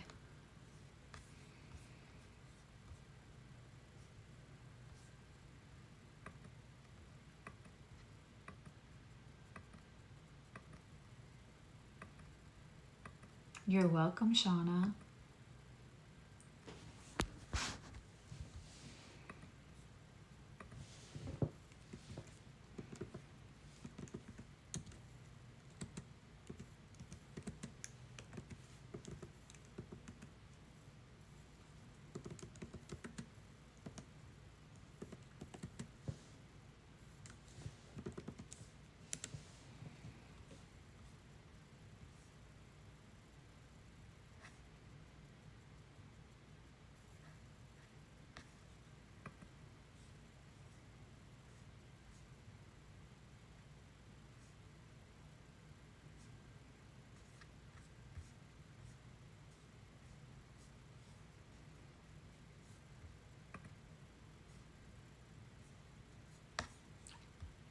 I love all these answers. Okay. Jupiter Jazz, Amethyst is number 1. And then I'll take another reading after. Lapis Lazuli. There's one more. May, if you don't mind, we'll exchange.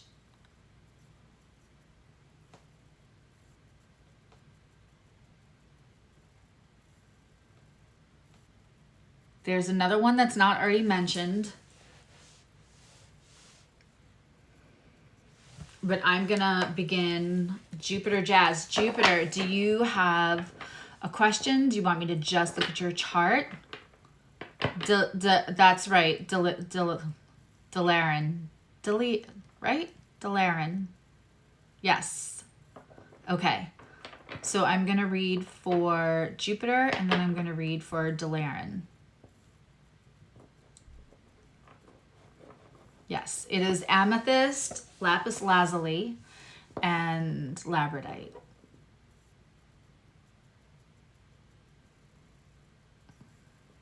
Those are the top 3 to help activate that third eye, your pineal gland, which is a real gland in your body. Okay.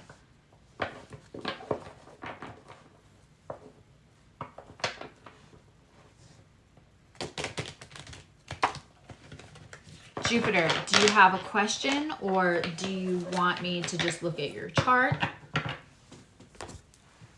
Do you want me to just pull cards? You tell me. Going in your love life for the next, I can get a reading on that for the next few months. There are more, but those are the top 3.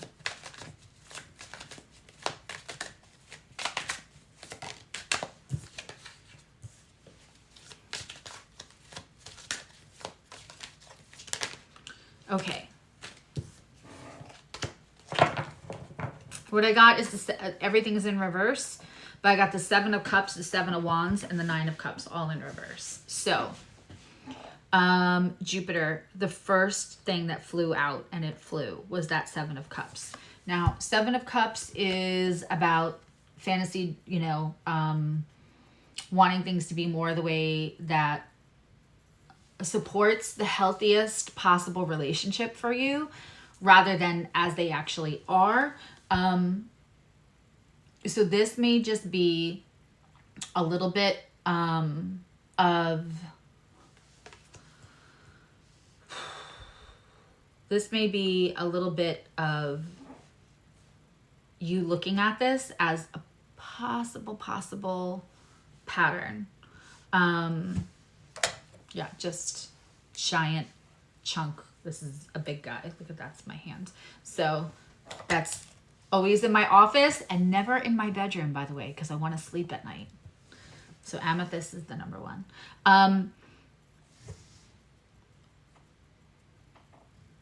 This may be that you need to just make sure that you're seeing everybody very realistically and not, thank God, because and the thing is I feel like you are overdue somebody that is all that and a bag of chips towards you. The beetle, yeah. But when it's in reverse, and you can see in this card is like they can't, this is an obstruction to them. It's connecting them, but it's an obstruction for them to really see each other plainly. They feel the connection, but they don't see. So this is like a card, Seven of Cups is very indicative of a relationship where you immediately feel the connection. And what you are feeling is your 5D, your higher self is feeling the connection to their higher self. In that place, right? That's the 5D connection. But in the 3D, who you're really dealing with, that human being who's been through their exact journey, their lived experiences, their ability of healing or not healing, their ability of accountability or not accountability, right? That's the part we're not being able to see very clearly. The connection's there though. So when the connection is there and strong,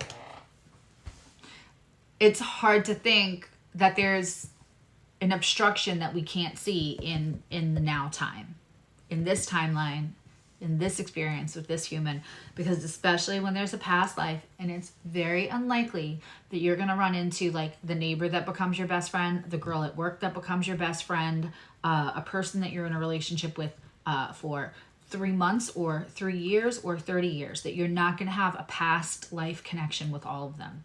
Having a past life connection with somebody does not make them the one. Right? It just means that there is an interconnection. There is a soul connection. This is part of your soul family. Soul family comes sometimes as brother, sister, father, mother, friends, and sometimes lovers. And they will mix up their roles. It's like if you have a traveling cast and they all take turns doing the roles on stage, this is what happens, right? So you're not crazy. And that is the most maddening thing. And this is for everybody. When you feel a connection with somebody and then that person just isn't a bad person, but for some reason you couldn't see all of them fully because the connection was right. And then if something happens with that relationship later, you feel crazy because you're like, I know I felt that connection. That was different. I felt that to my toes. You're not wrong. You can feel a very, very, very, very, very strong, real connection. Spiritual, love connection, all of it. And still this person that you are dealing with at this time on the 3D, that is their human avatar, their meat suit, right? Is only able to see you the way they want to see you because they are seeing you through the connection and not through the reality of wherever that person's at. And if you're going to sit here and tell me you have not been through that with a person, then you are either like 12 or kidding yourself, because I think every single human has had that experience. Jacqueline, if you like all that, go watch Moon Knight. Go watch Moon Knight. It's on Disney. Go watch Moon Knight.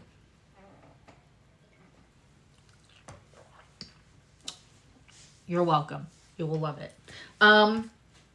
Especially the beetle and the Egyptian, and talking about human avatars and 3Ds and 5Ds and life, past lives and all that. Holy cow. And yeah, you'll love it. It's a Marvel series, and I believe there will be a part 2. Okay, then we have the 7 of Wands, also in reverse. There may be somebody, Jupiter, that you have to stop advocating for as much because you're not able, again, with this makes me feel like there's somebody that you're advocating for that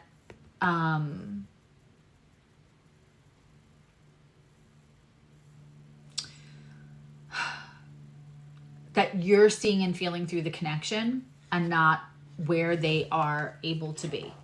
And I said this when I think I said this during one of the signs reads from Sunday. Please, please disconnect what you are worthy of rather than what somebody's capable of. Those are two separate things. And we don't have to vilify anyone, because if we vilify them, right, if they've got us tied on the tracks, they've got the little, when we vilify somebody, that makes us a victim. It's really hard to grow when you're in victim mode. So don't vilify them. They're just out where they're at. That's where they're at. And they can be at a different place at a different time. But that's on them. That timing is on them and universe, not on you. If you let somebody that you keep advocating for, that you maybe need to see a little bit more clearly, which again happens to all of us, it may end up messing with your feeling of worthiness. 9 of Cups is that self-love, like I'm good by myself and now I'm ready to have somebody bring in themselves that's good by themselves. That 9 of Cups is really kind of what leads to the 10 of Cups without the rest of the mess. And it's in reverse. Let's look at this as through an astrological lens for you.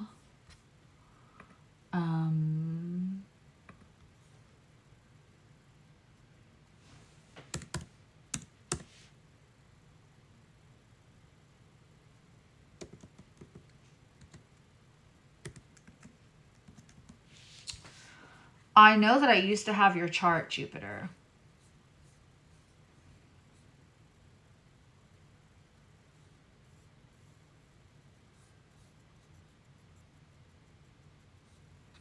But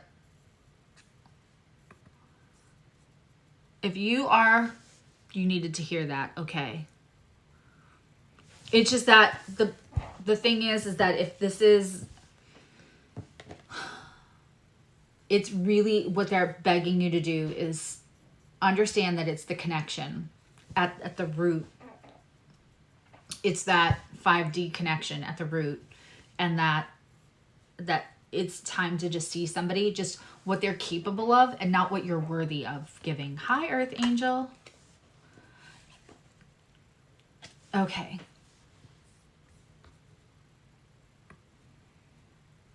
My daughter is learning Swedish. I'm learning Italian, and we keep teasing. We're trying to learn different languages. I kind of want to learn Japanese next when I'm done with Italian, and I know Spanish, and I know a tiny little bit of French, so I feel like I got the romance languages down. Now I want to go for something more challenging, and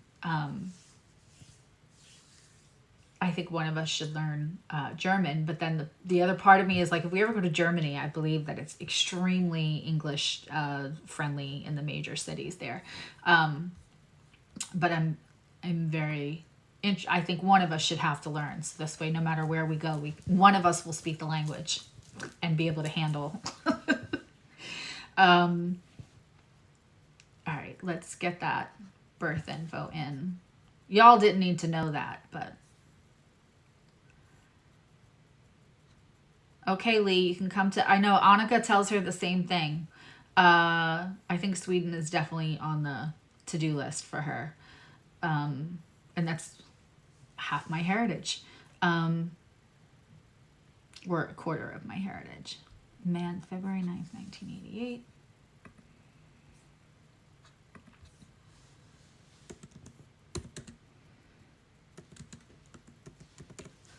You were born the year I graduated high school.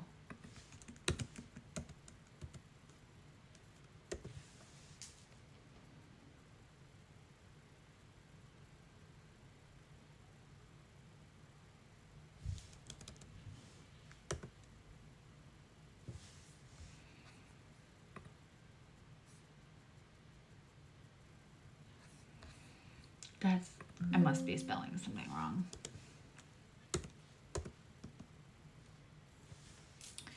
Here we go. And the time. Sorry guys, thanks for, it was a good year, 1988. Big year.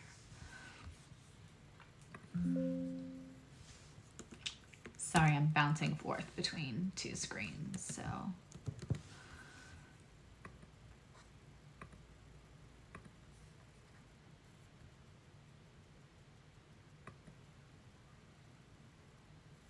Okay, and you're a Cancer rising, yeah?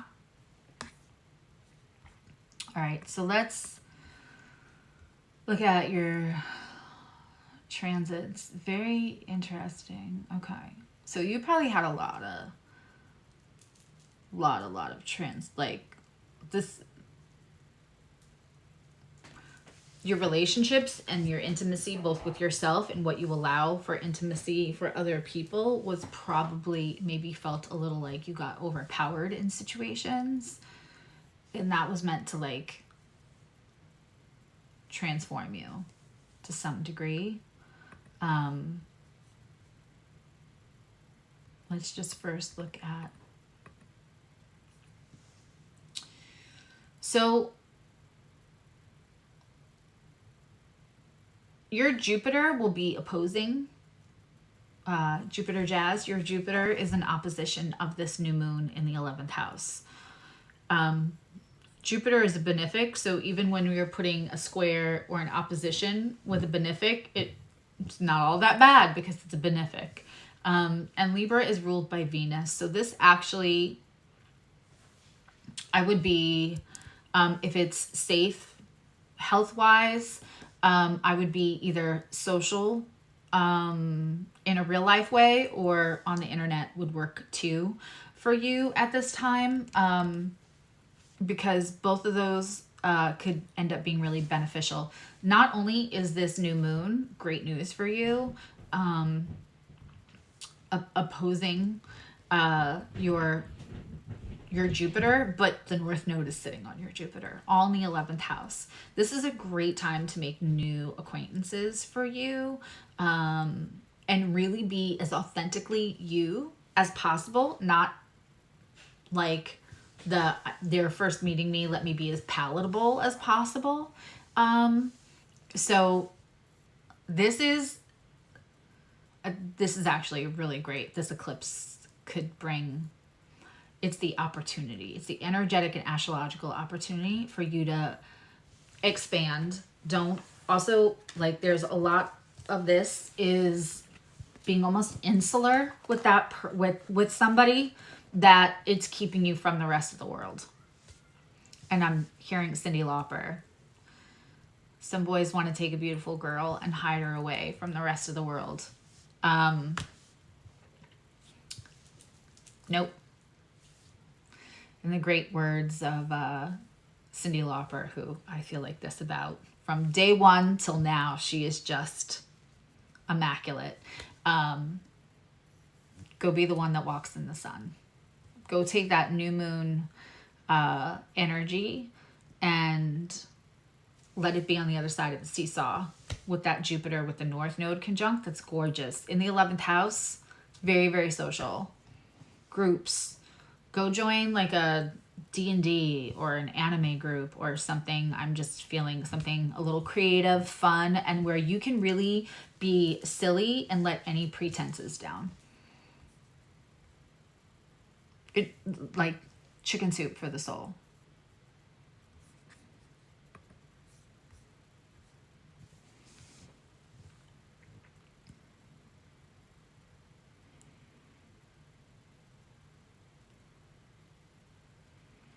So say it in Swedish, Lee.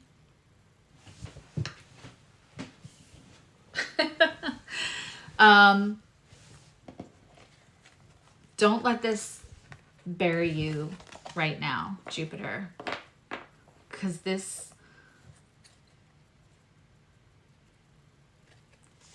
so helpful that you already had okay, great, but it's a beautiful new moon for you. Gorgeous. A little jealous, quite frankly. Okay, all right, wonderful. Okay, and then Delaraine, did you have a question? Did you want me to pull cards? I can use my pendulum to answer a yes or no. I can pull cards. I can take a look at your chart. If you want me to take a look at your chart, please don't hesitate putting your info in. Thanks for everybody who's staying around and like supporting the community while other people are getting read. It's one of the only reasons I don't do personal reads more often is because it's kind of really bad for my YouTube channel, because if people aren't going to get picked, they leave. And I get that. You have things to do. It's the middle of the day for Americans. But it's, I would do them more often if everyone didn't flee the room when I started them.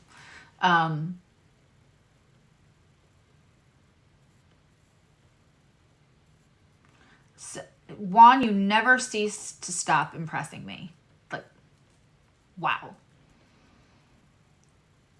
All right, we're going to take Juan with us because in case we go to Wales, we're set. And I love that you don't have to know a different language to go to Ireland or Scotland, even though I do know a little Gaelic. But you can't understand them half the time anyway. It's English, but it's hard to understand. Okay. Okay, May, you're allowed to grade them now. Delorine, are you still... Earth Angel. Hi, honey. I haven't seen you in a long time. I'm happy to have you here. I haven't been around in a long time, though, so I can't say that like the community members are missing. I've been missing. Delorine, are you still in the chat? All right, we're going to give that one more minute.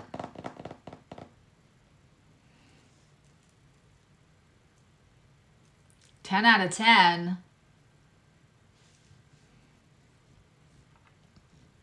Next time Charlie's in the chat, I'll have to have her grade my Italian.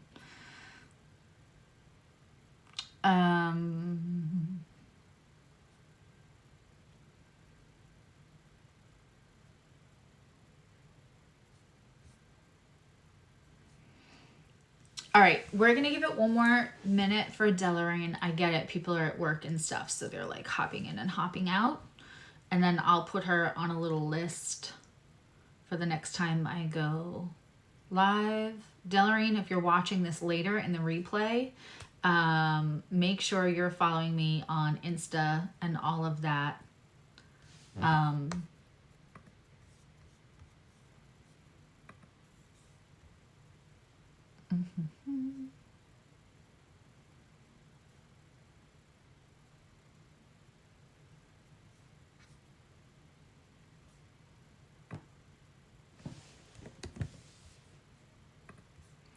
Here is, hey Spartacus. Here is my link tree. By the way, Canva. If you have Canva already, you can make a link tree in Canva and it's free. And you can make it more customizable than the link tree option. Because the bottom line one of those is $9 a month, but in Canva, and then you just go to Google and have it shorten your link. But that is my link tree, the link I just dropped. Okay, great. Delorine, you were next. Do you have a question?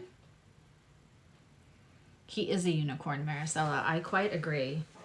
Big fan.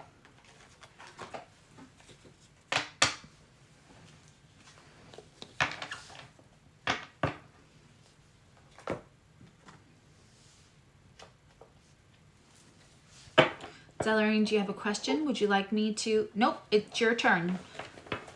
You're back just in time. So, did you have a question? Did you want to give me your birth info? Did you want me to look at this eclipse for you? I can ask a yes or no with the pendulum. I can pull cards. I can just tell you what I get.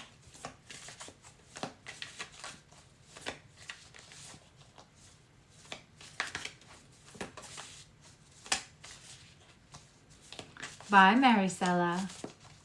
I know, maybe I'll just do these on TikTok from now on, just because,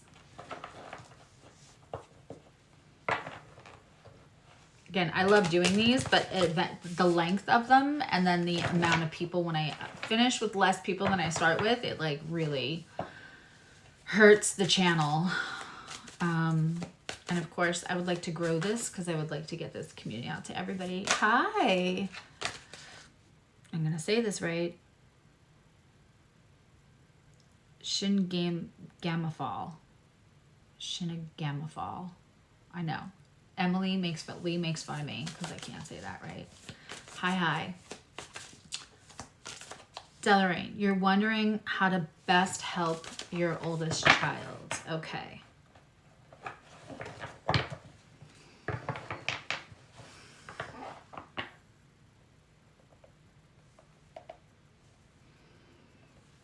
Universe, spirits, and guides. If all souls consent, please connect me to Delaraine and their oldest child.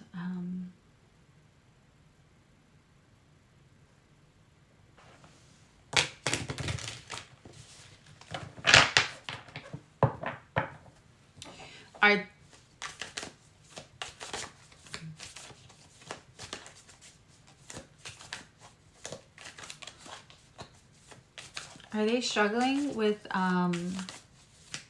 like behaviors? I feel an internal struggle that's making them externally not be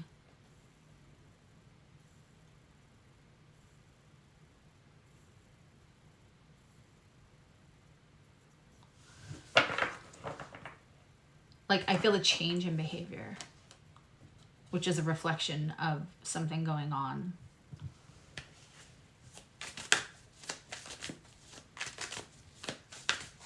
Just want a guide question on what, okay, what can Delaraine please give me the clearest, most concise information and an answer for Delaraine from her guides.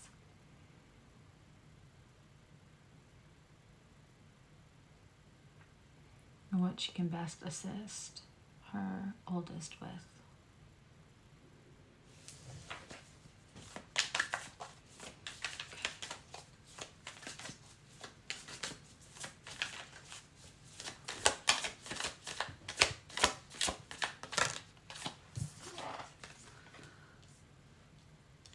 First of all, he's having a 12th house perfection year if he's 23, which means there's going to be a focus on 12th house, which is what feels like you don't have access to.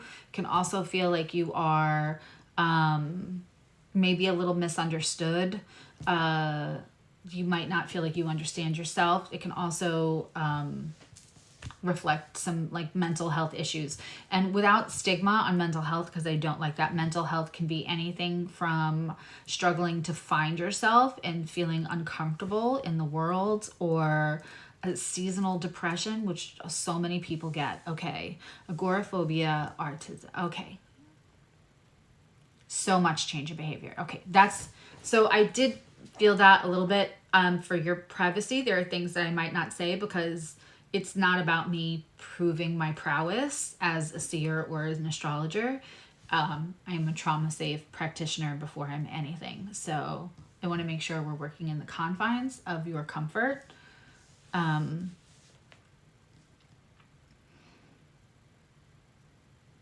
Okay.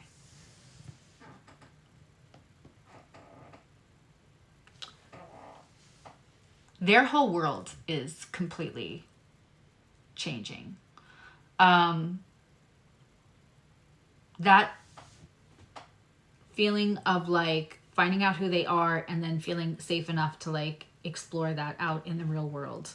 They need you to be their advocate, which I think you know, but I got the 7 of Swords in the upright, which is the advocacy card. Let's get a few more. Obviously educating yourself on all of it. Besides I love you, my favorite phrase to someone to show them that you truly unconditionally love them is, how can I best support you? Not deciding what somebody needs, and I'm not feeling that around you. Let me be clear. You're a good mom. You are a good You're a good parent. And I can feel that. There is, I mean, we have legislation constantly targeting the LGBTQIA community. So I would think that this would be a little scary. Yeah, the anger. Their whole inner balance feels fucked up. Like, in other words, they feel like as they discover themselves, it's almost like they thought that there would be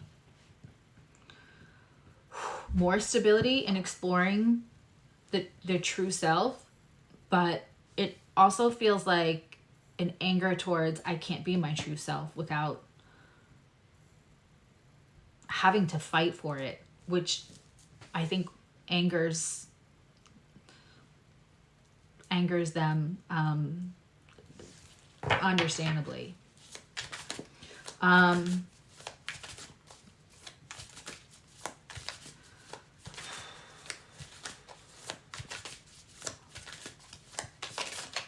What else? The advocation card is here. Okay. They know you love them.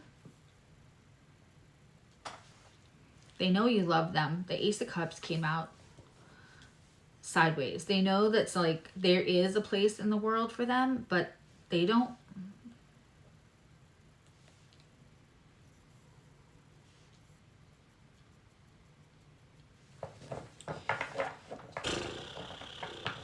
Was there ever like trouble in school when they were younger, or like more of an angst? I keep feeling around like they know that you love them, full stop, but they don't feel like they could ever like fit into any of the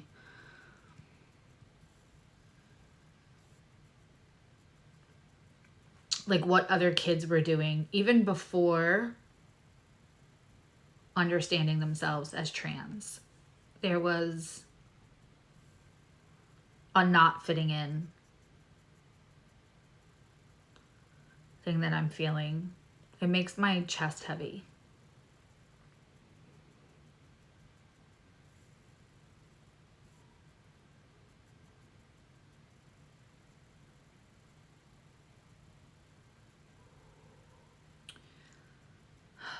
They don't need, yeah. So, yes, they've expressed that. Okay. They don't, I don't know how to say this, so I'm just going to say it. They don't need you to like look through their stuff to understand where they're at, or so that like you can help.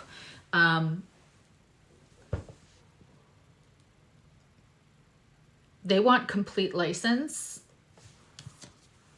to be them. I mean, how can I best support you? It's not my job to understand, to relate to it, and it's not. So it's not your job to like understand or relate to what they are going through. It's just your job to, and sometimes over protection. Like I always said, since all my kids were little, yeah. Well, I mean, if they are 23, they came into the world just as 9/11 was happening, and saw images of that, but by the time they were through elementary school, because it was part of the educate, I mean, that it's a different breed, that group. They have a lot of, and millennials and zillennials, they're like on a zillennial cusp. It's a lot. It's a lot. And then when COVID hit, that's crazy. I am of the humble spiritual opinion that almost all of that generation has anxiety,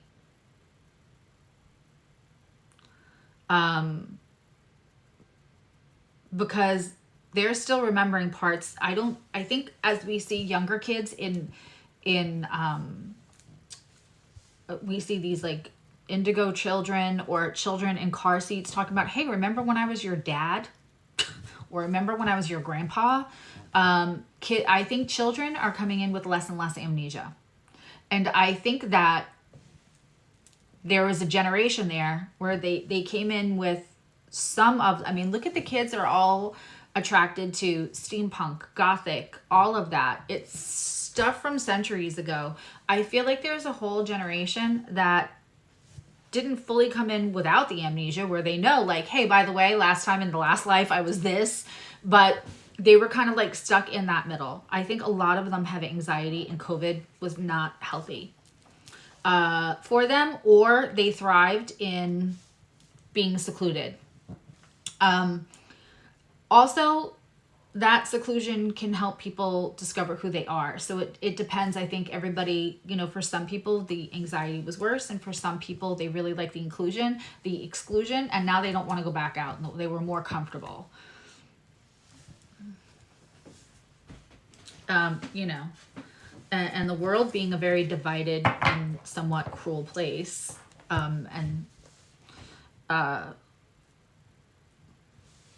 If you have things that make you feel different, if you have things that make you feel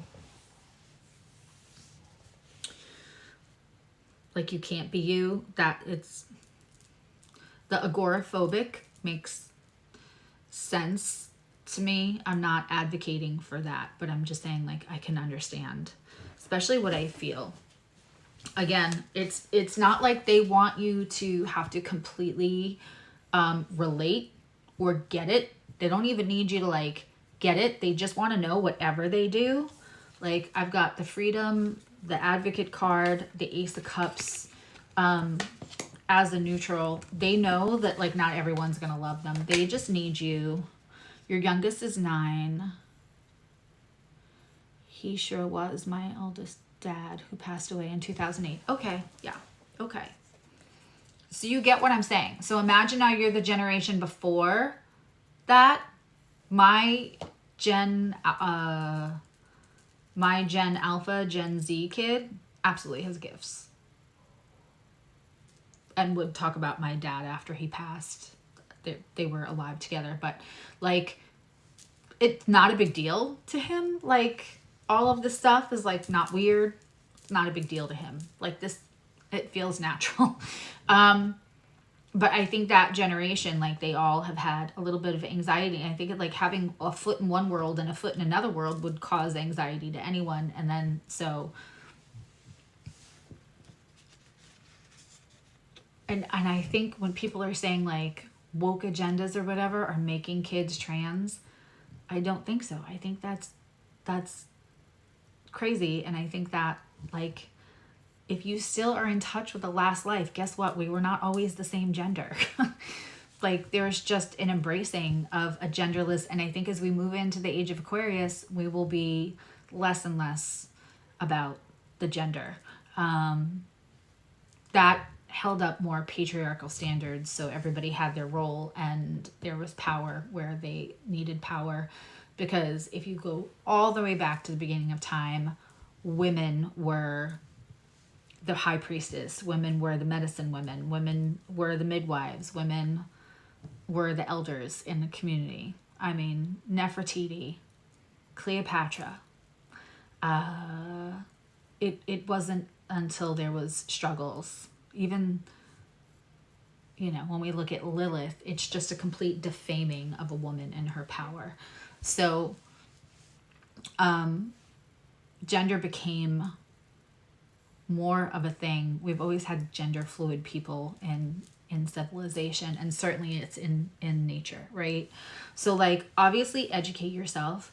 I would find a P flag group, and you can find that online, and that's parents of LGBTQIA support group. But there is, how can I best support you? I don't need you to justify it. I don't need, and don't look into yourself of what you did and didn't do as a parent and then try to like fix that so that they don't feel lost. They don't feel lost. They feel like they're coming into themselves, and having it seen as feeling lost doesn't feel as supportive. Hey, Jazzy D.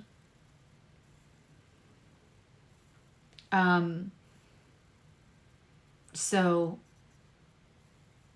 I hope that's helpful. You can also email me. I will, again, that is my link tree. There's a contact button on there to just go right to my email. So if I can be more helpful. Yes, and we're coming into the age of Aquarius. That's beautiful that you feel that way. And, you know, look into PFLAG and look into, but just saying to them, like, how can I best support you? It's none of my business. I don't need to know how you got here. I don't need, like, you'll tell me what you want to tell me, when you want to tell me, and how much you want to tell me. When you need to be in a place of support for someone, especially, you know, we move from being the manager to a consigliere or a consultant or an advisor only when they need us to be. Knowing that has nothing to do with you. That's their own soul's journey. It had nothing to do with anything, right? And that the anger is, I mean, look at,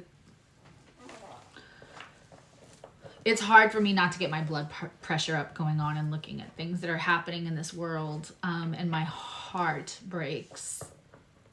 I could still cry about Matthew Shepard. I still remember when one of my really dear friends came into school after being absent for 2 days, just black and blue and beat up. This is really something just so close to my heart, the support of that community. And so just, I don't need you to justify it. How can I best support you? And if that's space, that's space. I do a lot of like support empowerment posting on my Instagram. If you want to follow that, you can find all of my socials, everything in that link tree, the Gubai Ovaku pen link. That anger may be their processing. So you may not be able to mitigate their anger. Letting anger be like,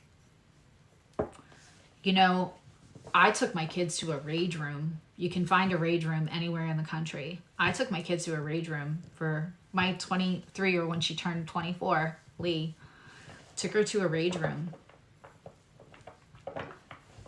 COVID, divorced parents, finding the perfect, you know, social friends, and then having the pandemic come, and then staying in a house where your grandmother has cancer and your mom has long COVID.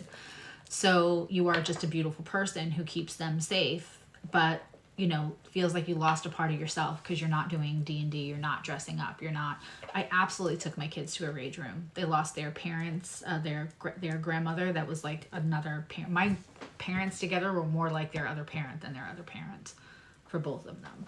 So, I mean, ask them if do you want to go to a rage room? They give you sledgehammers. You can like, it depends. Some of them let you like, did they take old junker cars and you can like pound a car. You get to smash stuff. You can even do cool paintings. Like you can do like where you smash cans and the painting go and you get to keep the painting. I would say that raging is an emotion that we shouldn't qualify as the anger if we quantify it as good or bad, it almost feels like a judgment on them. Instead, give them big room to express it. Anger we shove down as sickness. We physically get ill, and lots of other things. So find stuff you're pissed off about too. Go do a rage room with them. I am hugging you. I am virtually hugging you. I am so glad you wandered in today. And if they're ever open, I love doing parent kid sessions. There's even some reviews about that on my website. You don't have to. Open one. Oh my God, let them. I loved it. I loved it. I had such a big, long conversation with the person running the rage room, and I'm like, as a trauma-informed practitioner, I feel like this is fucking awesome.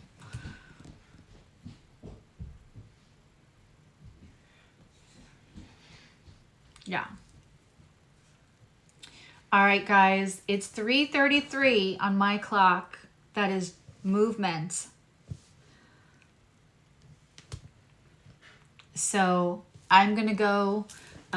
It's my 3-hour eating window from my 21-hour fasting. And this was an extraordinary. I like doing these mini readings and how deep we got with everyone and how effective it was. I love you, now you love you.